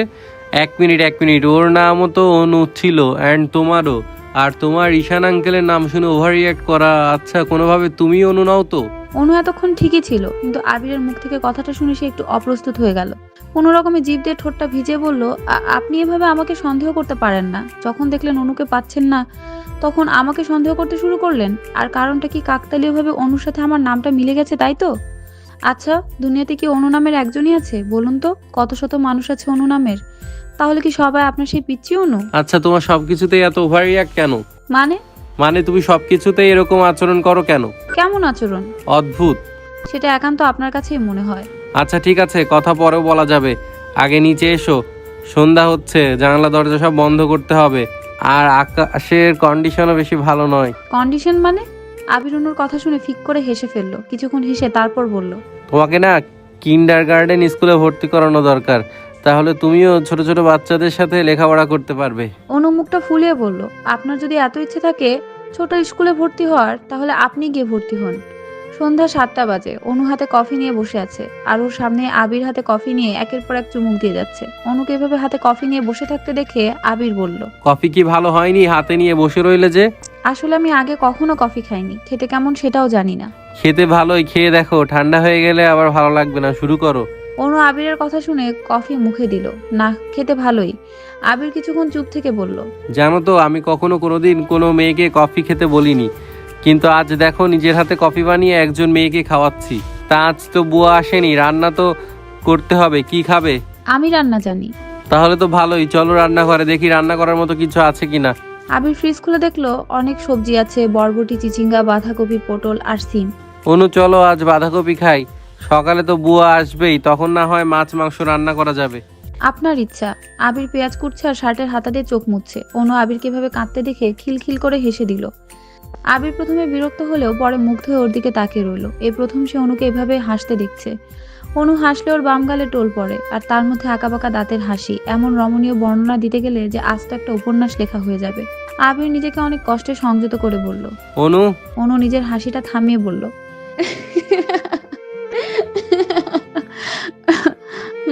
বলুন। তুমি কি জানো তোমার আর আমার মধ্যে একটা জিনিসের মিল আছে? ও মা, তাই? সেটা কি? হাসলে তোমার গালেও টোল পড়ে, আমার গালেও। শুধু এতটুকু তফাৎ, আমার 2 গালে আর তোমার 1 গালে। আপনাকে হাসলে খুব ভালো লাগে। খোঁচা খোঁচা দাড়ি, গালে টোল পড়ে, উফ মন চায় গালটা একটু টেনে দিই। আচ্ছা তাই? তাই। রান্নাবান্নার পাট চুকিয়ে আবির আর অনু যে যার রুমে চলে গেল। অনু আয়নার সামনে এসে দেখলো তার অবস্থা ঘেমে একাকার। কপালে ঘামের বিন্দু মুক্তোর দানার মতো বসে আছে। বেবি হেয়ারগুলো কপালের সাথে লেপ্টে আছে, সারা শরীরও চুলকাচ্ছে। না, এভাবে আর থাকা সম্ভব নয়। অনু বাথরুমে চলে গেল শাওয়ারের জন্য। বেশ কিছুক্ষণ শাওয়ারের নিচে দাঁড়িয়ে থাকার পর মনে হলো সে তো কাপড়ই আনেনি, এখন কি পরবে। বাথরুমের এক কোণে স্ট্যান্ডে একটা সাদা তোয়ালে রাখা আছে। অনু সেটাই শরীরে পেঁচিয়ে বেরোলো। কাবার্ড খুলে দেখলো একটা দুটো শাড়ি পরে আছে, আর একটা জামাও নেই। হয়তো আরোহী সাথে করে নিয়ে গেছে, নয়তো সরিয়ে ফেলেছে। অনু শাড়িটা নিয়ে আবার বাথরুমে চলে গেল। আবির অনুকে ডাকতে এসে নিজেই থমকে গেল। তার সামনে দাঁড়িয়ে থাকা নীল শাড়ি পরিহিত রমণীকে দেখে সে একেবারে ঘোরে চলে গেছে। এক একবার মেয়েটাকে এক এক রূপে দেখে সে বারবার মায়ায় পড়ে যাচ্ছে। কি আছে এমন এই মেয়ের মধ্যে? অনু নিজের লম্বা চুলগুলো সামনে এনে ঝাড়ছে। চুল সামনে নেওয়ার জন্য ফর্সা পিঠ ব্লাউজ ভেদ করে অর্ধেক দেখা যাচ্ছে। আবির সেদিক থেকে চোখ সরিয়ে নিজেকে কন্ট্রোল করে বলল, নিচে এসো, খাবে। কথাটা বলে আবির আর এক মুহূর্তও দাঁড়ালো না, চলে গেল। অনু জিভে একটা কামড় দিয়ে নিজের মাথায় চাটা মারলো। ছি অনু, দরজাটাও বন্ধ করতে পারলি না? বেচারা আবির এখন তোকে কি ভাববে বলতো? আর তাছাড়া এটাও প্রমাণ হয়ে গেল যে সব ছেলেরা খারাপ হয় না, সব ছেলেদের মনে কামনা বাসনা থাকে না। আবির চাইলেই সুযোগ নিতে পারতো, কিন্তু ও তো ভালো করে তাকায়ও নি। সত্যি সব ছেলেরা যদি এমন হতো তাহলে হয়তো কোনো বোনকে ধর্ষিতা হতে হতো না। আবির হয়তো নিজেকে এসবে জড়াতেও চায় না। তার মনে তো শুধু একজনই আছে, সেই পিচ্চি অনু, মানে আমি। কিন্তু আমি চাইলেই তাকে সব বলতে পারবো না। সত্যিটা সামনে আনতেও আমার অনেকটা সময় লাগবে। হুট করে সত্যি বললে একটা ঘাপলা বেঁধে যাবে, যা আমি চাই না। অনু এসব ভাবতে ভাবতে ডাইনিং রুমে চলে গেল। আবির অলরেডি সব সার্ভ করে রেখে দিয়েছে। অনু একটু মুচকি হেসে চেয়ার টেনে সেও বসে পড়লো। আবির যেন আরেক দফা ক্রাশ খেলো। এই মেয়ের সবকিছুতেই কেমন মায়া, যে কেউ মায়ায় পড়ে যাবে। আবিরকে এভাবে তাকিয়ে থাকতে দেখে অনুর হাতে হাত রাখলো।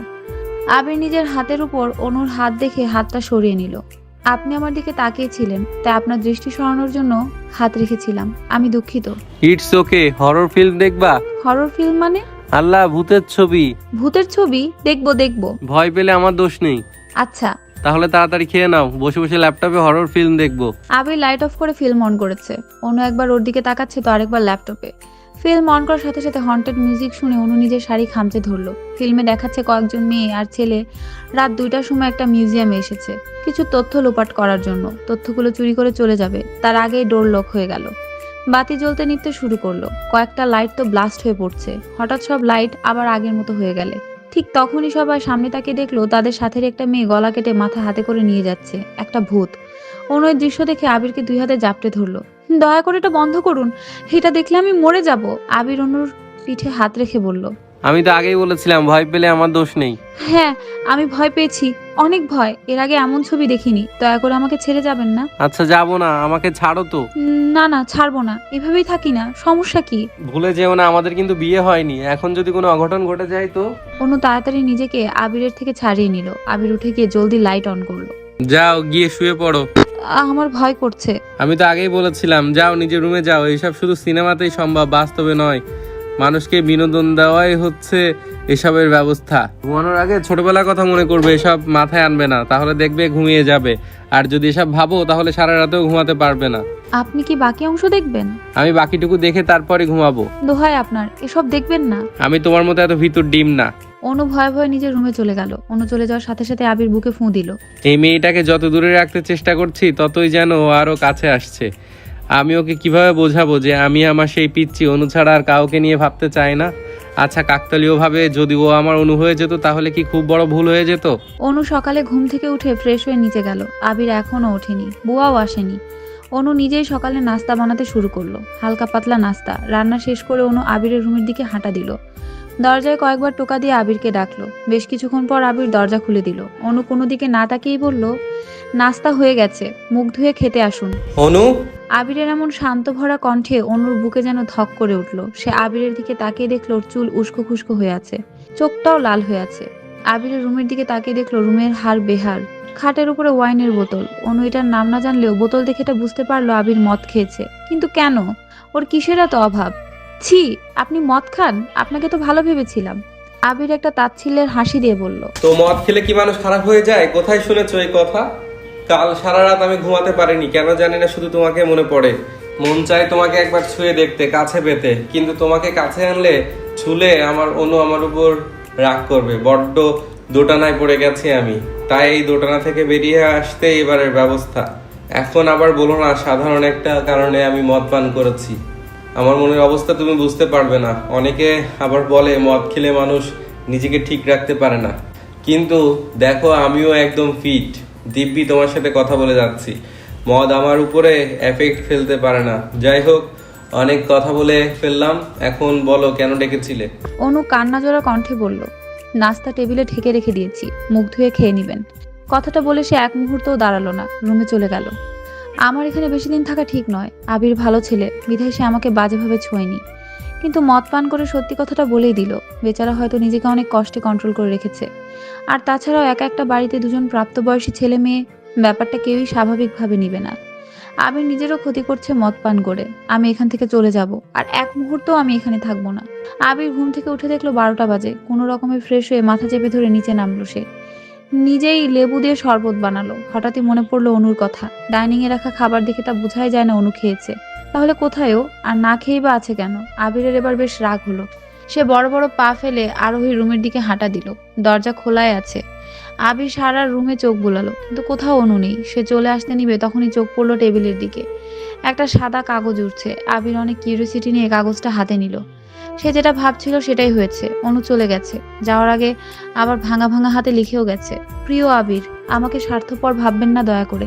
3 দিন আমাকে আপনি আপনার বাড়িতে আশ্রয় দিয়েছেন, আর তার জন্য আমি আপনার কাছে চিরঋণী। আমি চাইলেই আপনার উপকারের কথা ভুলে যেতে পারবো না, আর আমার উপকার করার জন্য আমি আপনাকে প্রতিদান স্বরূপ অনেক বড় একটা উপহার দিব। আমি জানি আমি অনেক বড় অন্যায় করেছি, আপনাকে না বলে চলে এসেছি। বিশ্বাস করুন, আমি যাওয়ার আগে আপনাকে অনেক ডেকেছি, কিন্তু আপনি দরজা খোলেননি। আমি এখন কোথায় যাব তা আমি নিজেও জানি না, তবে বেঁচে থাকলে আবারও দেখা হবে। আর একটা রিকোয়েস্ট, সবসময় নিজের খেয়াল রাখবেন। একদিন মদ খেয়েছেন, আর খাবেন না। ভালো থাকবেন, আল্লাহ হাফেজ। ইতি অনু। আবির লেখাগুলো পড়ে কাগজটা কুচি কুচি করে ছিঁড়ে ফেললো। কে হও তুমি আমার, যে আমি তোমার কথা মানবো? কেন এরকম স্বার্থপরের মতো চলে গেলে অনু, বলো? আমি যদি কোনো অন্যায় করে থাকি তাহলে আমায় বলতে, আমি শুধরে নিতাম, কিন্তু আমি ঘুমিয়ে থাকা অবস্থায় তুমি পালিয়ে গেলে, এটা কি ঠিক করেছো তুমি? আর কি বললে প্রতিদান দিবে? তোমাদের মতো মেয়েদের কাছ থেকে প্রতিদান আশাই করা যায় না। যখন দেখলে তোমার স্বার্থ ফুরিয়ে গেল তখনই পালিয়ে গেলে। বাহ, ভালোই করেছো। এই কদিন তোমার কাছে থেকে আমি আমার অনুর খোঁজও করিনি। আজ থেকে আবার ওকে খুঁজতে হবে। গলিতে গলিতে আনাচে কানাচে সব জায়গায় ওকে খুঁজবো। মাটিতে কলম পড়ে আছে। আবির কলমটা তুলতে গিয়ে একটা জিনিস দেখা মাত্র একেবারে থমকে গেল। ওর মুখ থেকে শুধু একটা কথাই বেরোলো, না, এটা হতে পারে না। অনু পেটে হাত দিয়ে হাঁটছে।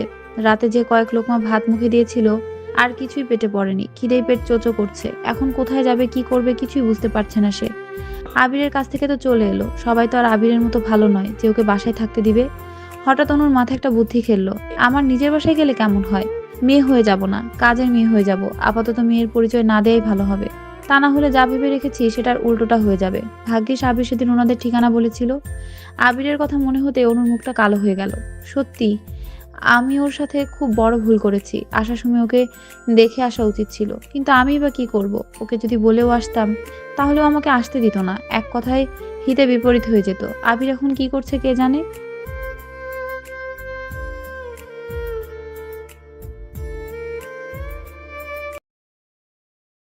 আবিরের দেয়া ঠিকানায় পৌঁছাতে পৌঁছাতে বেলা 2টা বেজে গেল। অনু এখন তারই বাসার সামনে দাঁড়িয়ে আছে। কথাটা ভাবতে অনুর মনে খুশির বন্যা বয়ে গেল। দরজার সাথে লাগানো সাইনবোর্ড, তার মাঝে সুন্দর করে লেখা ঈশান খান নামটা জলজল করছে। অনু একবার লেখাটাতে হাত বোলালো। এই প্রথম সে তার বাবা মা ভাইকে সামনাসামনি দেখতে পারবে। অনু আর দেরি না করে কলিং বেল চাপলো। মধ্যবয়সী একজন মহিলা এসে দরজা খুলে দিল। মহিলাকে দেখে সে থতমত খেয়ে গেল। মহিলাটি অনুকে বেশ কিছুক্ষণ স্ক্যান করে বলল, তোমাকে জানি কোথায় দেখেছিলাম। হ্যাঁ, মনে পড়েছে, তোমাকে তো আমি আবিরদের বাড়িতে দেখেছিলাম। তুমি তো ওদের বাড়ির কাছের মেয়ে, রাইট? হ্যাঁ। তাহলে এখানে কি চাই? অনু কোনো দিশা না পেয়ে বলল, আসলে আমার কাজ চাই। আবিরবাবু আমাকে বিদায় করে দিয়েছে। এখন যদি কোনো কাজ না পাই তাহলে যে আমাকে না খেয়ে থাকতে হবে। দয়া করে আমাকে কাজে নিন। বেতন স্বরূপ দুবেলা দুমুঠো ভাত হলেই চলবে। আচ্ছা, ভেতরে এসো, আমি ভেবে দেখছি। অনু বাসার ভিতরে গিয়ে একেবারে এত বড় বাড়ির মেয়ে সে, চারিদিকে শুধু দামি আসবাবপত্র। অনুর চোখ পড়লো সেন্টার টেবিলে রাখা ফুল ভাসের উপর। ভাসটাতে প্লাস্টিকের অর্কিড ফুল। অনু ফুলগুলো হাতিয়ে দেখছে। এই মেয়ে, তুমি আর এসবে হাতিবা দিচ্ছ কেন? অনু মুখ তুলে তাকিয়ে দেখলো সেদিনের ছেলেটি, যাকে ও আবিরদের বাসায় দেখেছিল। ওর নিজেরই ছোট ভাই আদিল খান। এভাবে তাকিয়ে আছো কেন? আর এসব জিনিসে একদম হাত লাগাবে না বলে দিলাম। এগুলো আমার প্রিয় ফুল, আমি কাউকে এসব ছুতে দেই না। অনু মাথা নাড়িয়ে না করলো। সিঁড়ির দিকে চোখ পড়তে দেখলো একজন মধ্যবয়স্ক লোক নিচে নামছেন। অনু লোকটাকে চিনতে পারলো না, তাই আদিলকে বলল, উনি কে? উনি আমার বাবা ঈশান খান। অনু অবাক হয়ে ওর বাবার দিকে তাকিয়ে আছে। সেদিন আরশি বা ঈশান কাউকে অনু ভালো করে ফলো করেনি। আবিরের মাধ্যমে শুধু এটুকুই জেনেছিল যে ঈশান খান এসেছিল। মন চাচ্ছে গিয়ে বাবাকে দুহাতে জড়িয়ে ধরতে, কিন্তু মা কোথায়? অনু আদিলকে আবারও জিজ্ঞেস করলো, আপনার মা কোথায়? আশ্চর্য, একটু আগেই মা আপনার সাথে ছিল। কি, এটা মা ছিল আর আমি একবার সালাম পর্যন্ত করলাম না? ঈশান সিঁড়ি বেয়ে নিচে নেমে এসে অনুর সামনে দাঁড়ালো। অনু মায়াবী দৃষ্টি নিয়ে ওর দিকে তাকালো। কত ইচ্ছে ছিল বাবার বুকে মাথা রেখে সুখ দুঃখ প্রকাশ করবে, কিন্তু আজ বাবাকে কাছে পেয়েও একবার ছুতে পর্যন্ত পারছে না, বুকে মাথা রাখতে পারছে না। অনুর চোখে পানি টলমল করছে। এই মানুষগুলো থেকে কি না এতদিন সে দূরে ছিল। অনু ঈশানের দিক থেকে চোখ সরিয়ে আদিলের দিকে তাকালো। আদিল সোফায় বসে পায়ের উপর পা তুলে ফোন টিপছে, বুকে আবার সানগ্লাসও গেঁথে রেখেছে। হয়তো কোথাও একটা যাবে। বাবার মতো সুন্দর হয়েছে। অনুর খুব ইচ্ছে করছে নিজের ভাইটাকে আদর করতে, মাথায় হাত বুলিয়ে দিতে। আপাতত সে খুব কষ্টে নিজের ইমোশনটাকে কন্ট্রোল করে রেখেছে। ঈশান বেশ গম্ভীর গলায় বলল, তোমার বাবা মা কোথায় আর ওনারা কি করেন? ফুল ডিটেলস চাই আমার। এমন একটা মেয়েকে কেউ কি কাজে পাঠাতে পারে? অনু এবার বেশ ভয় পেয়ে গেল। এখন কি করবে সে? তার মা বাবা তো স্বয়ং তার সামনেই দাঁড়িয়ে আছে। তারপর অনু কোনো রকমের কথা ঘোরানোর জন্য বলল, আমার বাবা মা কেউই নেই, যাওয়ার মতো কোনো জায়গাও নেই, তাই তো মানুষের বাড়িতে কাজের জন্য ঘোরাফেরা করি। তাতে যদি দুমুঠো অন্য আর থাকার একটু আশ্রয় পাই। কিন্তু আমাদের বাসায় আপাতত কাজের জন্য কোনো মানুষের দরকার নেই। তারপরে তুমি যখন এত করে বলছো, তাহলে ঘর মোছার কাজ না হয় তোমায় দেওয়া হলো। আশা করি কাজে কোনো রকম ফাঁকিবাজি করবে না। জি অবশ্যই। আবির জোরে ড্রাইভ করছে আর অনুকে খুঁজে যাচ্ছে। ঠিক যেখান থেকে সে অনুকে এনেছিল সেখান থেকেই খুঁজে আসছে ওকে। এখন গাড়িটা একটা নির্জন রাস্তায় দাঁড় করিয়ে তাতে হেলান দিয়ে বড় বড় নিঃশ্বাস টানছে। পকেটে রাখা ফোনটা বেজে ওঠাতে বেশ বিরক্ত বোধ করলো সে। ফোনটা পকেট থেকে বের করে স্ক্রিনে ভেসে ওঠা নামটা দেখে তাড়াতাড়ি কল রিসিভ করলো। হ্যাঁ বলো আদিল। আবির ভাই, বাবা কাল তোমায় আমাদের বাসায় আসতে বলেছে। আমার মনে ছিল না, এখন মনে হলো। আর ফোন করে বলে দিলাম কাল সময় করে চলে এসো, কেমন? সকালে অনু ড্রয়িং রুম মুছছে।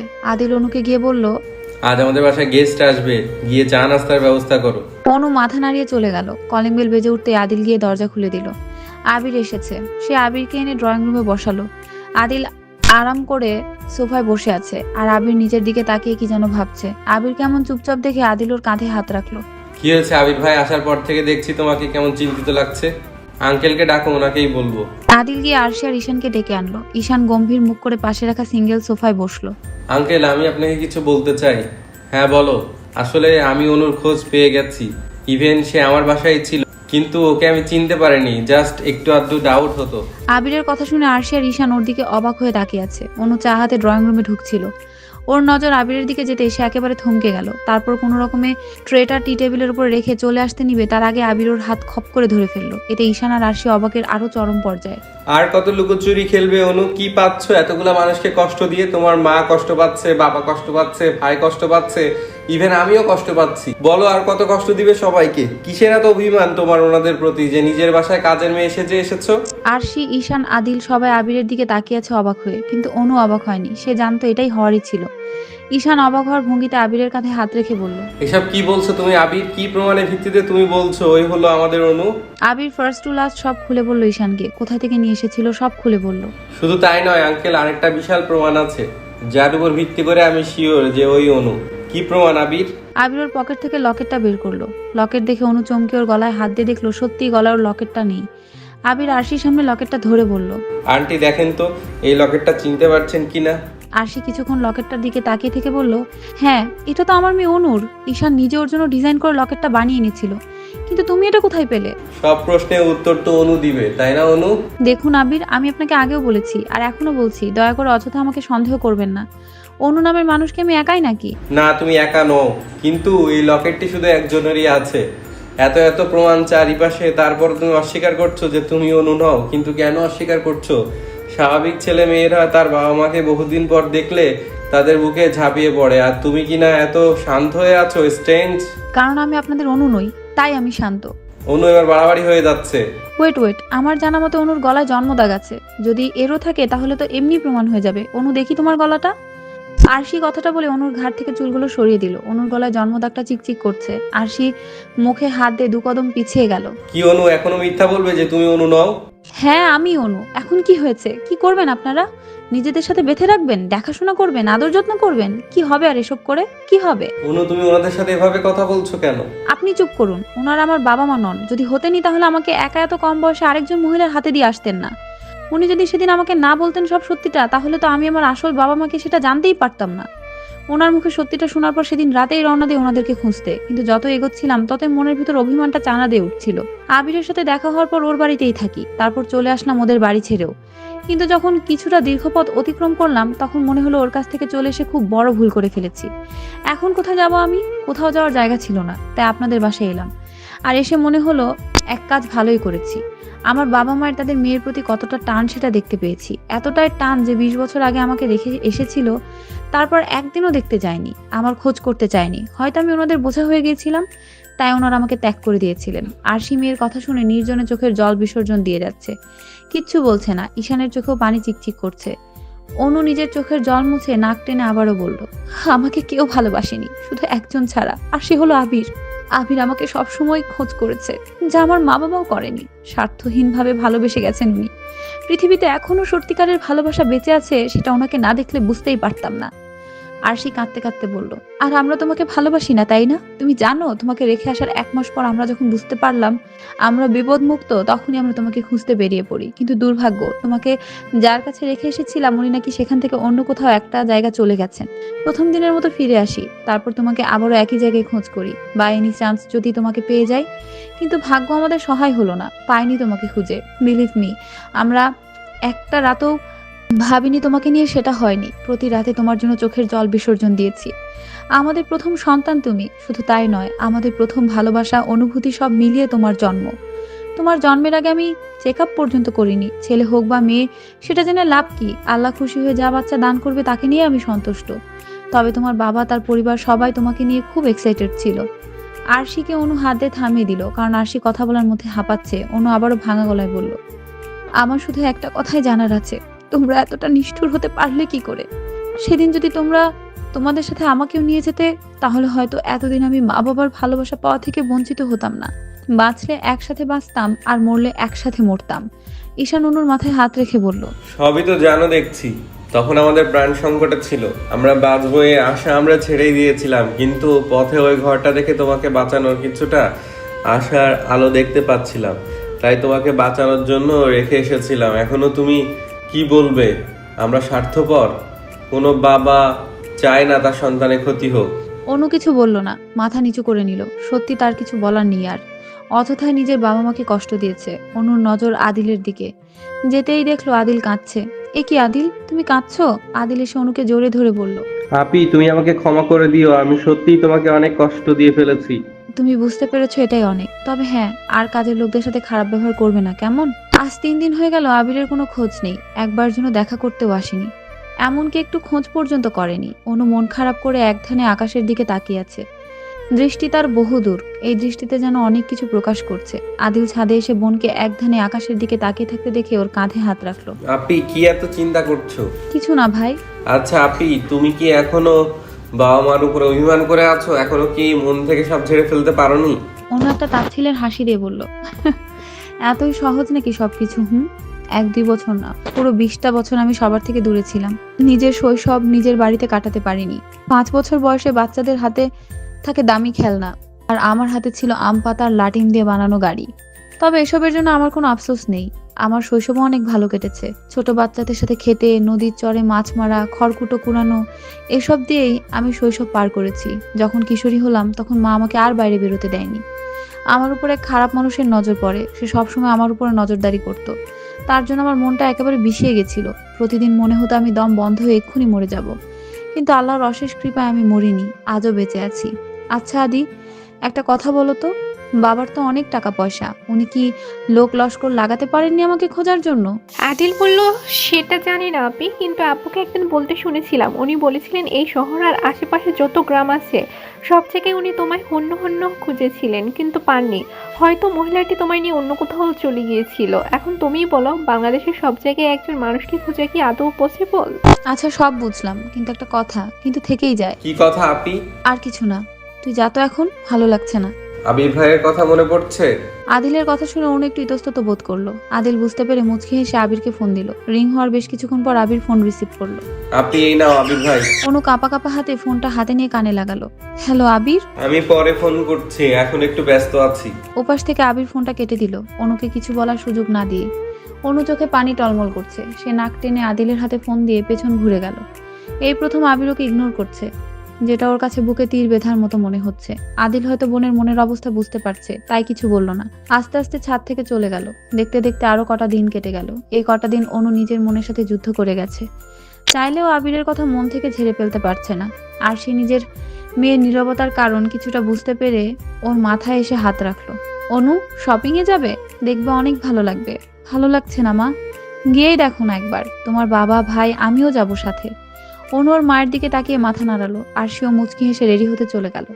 শপিং করা শেষ হলে আদিল, ঈশান আর আরশিকে বাসায় পাঠিয়ে দিল আর অনুকে নিয়ে একটা রেস্টুরেন্টে গেল। অনু রেস্টুরেন্টের চারদিকে দেখছে। হঠাৎ একটা টেবিলে দুজন মানুষকে দেখে সে একেবারে নিস্তব্ধ হয়ে গেল। তার চোখ সেখানেই আটকে গেছে। অনু কিছুক্ষণ তাকিয়ে থেকে চোখ সরিয়ে বলল, আমাকে বাড়িতে দিয়ে আসবি? কি হলো আপু, তুমি হঠাৎ চলে যেতে চাইছো যে?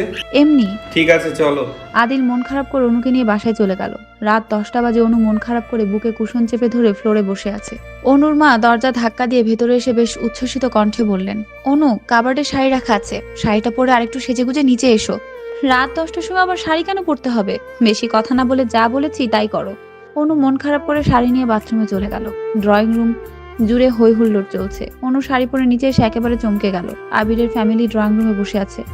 এত রাতে ওনাদের আসাটা ঠিক হজম হচ্ছে না অনুর কাছে। বিয়ের জন্য রেডি থাকো মিস অনু, খুব শীঘ্রই আমার বাড়িতে বউ হয়ে যাচ্ছ।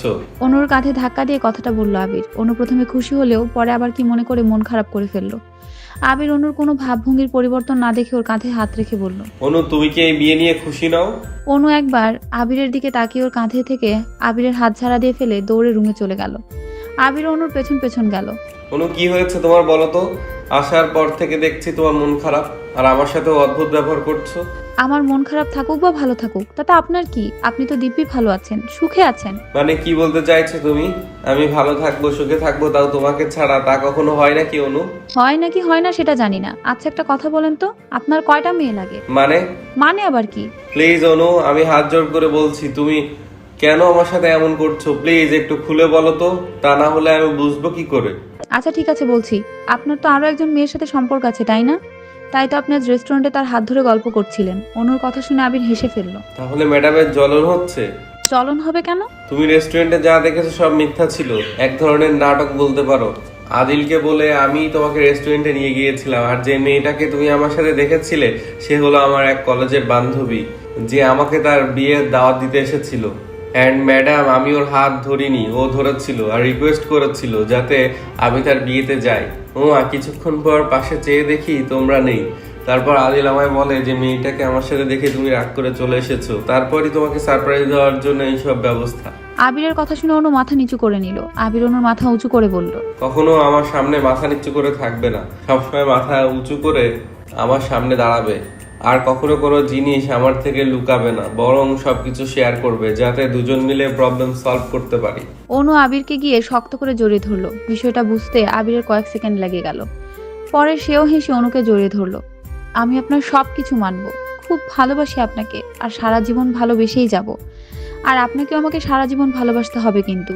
সবসময় ভালোবাসবো। কাল সকালে রেডি থেকো, তোমার আগের মায়ের বাড়িতে বেড়াতে যাব। অনু কথাটা শুনে খুশি হয়ে আবিরকে আরো শক্ত করে জড়িয়ে ধরলো। আবির অনুর মাথায় একটা কিস করে ওকে জড়িয়ে ধরলো। অনু বিয়ের আর 2 দিন বাকি আছে। আজ সকাল থেকে অনু শুধু একটা কথাই ভেবে যাচ্ছে। 20 বছর আগে কে বা কারা ওর বাবা মায়ের উপরে অ্যাটাক করেছিল। অনু অনেকবার ওর বাবা মাকে জিজ্ঞেস করতে চাইছিল, কিন্তু ওনারা কাজের চাপে আর ওর কথা শুনতে পারেননি। রাতে সবাই ফ্রি হলে অনু ওর বাবা মায়ের রুমে গেল। বাবা মা, আমার তোমাদের কিছু জিজ্ঞেস করার আছে। কি বলো? আসলে 20 বছর আগে তোমরা কার ভয়ে আমাকে ফেলে এসেছিলে? আর কি শত্রুতাই বা ছিল তোমাদের সাথে তার? আরশি আর ঈশান অনুর এমন প্রশ্নে কিছুটা ঘাবড়ে যায়। আরশি অনুর দিকে ভ্রুকুচকে তাকিয়ে বলে, সবই জানো দেখছি। হ্যাঁ জানি, কারণ আমি সেই ডায়েরিটা পড়েছি। প্লিজ বলো না মা, কে সেদিন তোমাদের উপর অ্যাটাক করেছিল? ডায়েরিতে তুর্ব নামে একজন ছেলের নাম পড়েছিলে, তাই না? হ্যাঁ, তো তুর্বই সেদিন আমাদের উপর অ্যাটাক করেছিল। কিন্তু কি শত্রুতা ছিল তোমাদের সাথে? ওর স্ত্রী ওকে ডিভোর্স দিয়ে চলে গেছিল, আর ও মনে করতো আমাদের কারণে ওর স্ত্রী ওকে ডিভোর্স দিয়েছে। সেদিন ছিল শ্রাবণ মাস, চারদিকে ছিল কাশফুলের মেলা। বরাবরই কাশবন আমার খুব পছন্দের। কাশবনের শুভ্র কাশফুল দেখার জন্য আমি আর তোমার বাবা তোমাকে নিয়ে সেই গ্রামে গিয়েছিলাম, যে গ্রামে তোমাকে প্রথম রেখে দিয়ে এসেছিলাম। গ্রামটা শহরের চাইতে অনেক দূরেই ছিল। সেদিন জানি না কি করে তুর্ব আমাদের খোঁজ পেয়েছিল। আস্তে আস্তে অনেক লেট হয়ে গিয়েছিল। মাঝ রাস্তায় গাড়িটা আসতেই সামনে আরেকটা গাড়ি এসে থামলো, আর সেখান থেকে তুর্ব আর তিনটে ছেলে এসে আমাদের উপরে অ্যাটাক করে। এতটুকু বলে আরশি থেমে গেল। অনুর আরশির দিকে প্রশ্নবোধক দৃষ্টি নিয়ে তাকিয়ে আছে। ওর যে আরো কিছু জানতে ইচ্ছে করছে। আরশি আবার অনুর দিকে তাকিয়ে বলল, ঈশান তোমাকে আর আমাকে আরো আগে গাড়ি থেকে বের করে দিয়েছিল, তারপর নিজে তুর্বর সাথে মোকাবেলা করে। অনেক চোটও পেয়েছিল। তোমার বাবা আবার ফাইটিং ভালোই জানে, কিন্তু একজন চারজনের সাথে তো আর একা পেরে উঠতে পারবে না। ছেলেগুলোর কয়েকটা কিল ঘুষি দিয়ে আমাদের নিয়ে দৌড়ে পালিয়ে যেতে লাগলো। তারপর কি হয়েছিল নিশ্চয়ই জানো। অনু মাথা নাড়িয়ে বলল, হ্যাঁ জানি, কিন্তু তুর্ব তুর্ব এখন কোথায়? জেলে আছে। হো, ভালোই হয়েছে, এটা হওয়ারই ছিল। আচ্ছা আসি আমি। অনু ওর মায়ের রুম থেকে বেরিয়ে এলো। আজ এতদিন পর মনটা হালকা লাগছে। রুমে এসে ফ্রেশ হয়ে লাইট অফ করে শুয়ে পড়লো। চোখে সবেমাত্র ঘুম এসে হানা দিয়েছিল, কিন্তু হঠাৎ মাথার পাশে হেডলাইটটা জ্বলে ওঠাতে অনু চোখ মেলে তাকালো। একটা ছেলেকে ওর দিকে ঝুঁকে থাকতে দেখে অনু চিৎকার দিতে যাবে, তার আগে সে অনুর মুখ চেপে ধরলো। আরে আরে ডাফার, আমি আবির, তোমার উঠবি।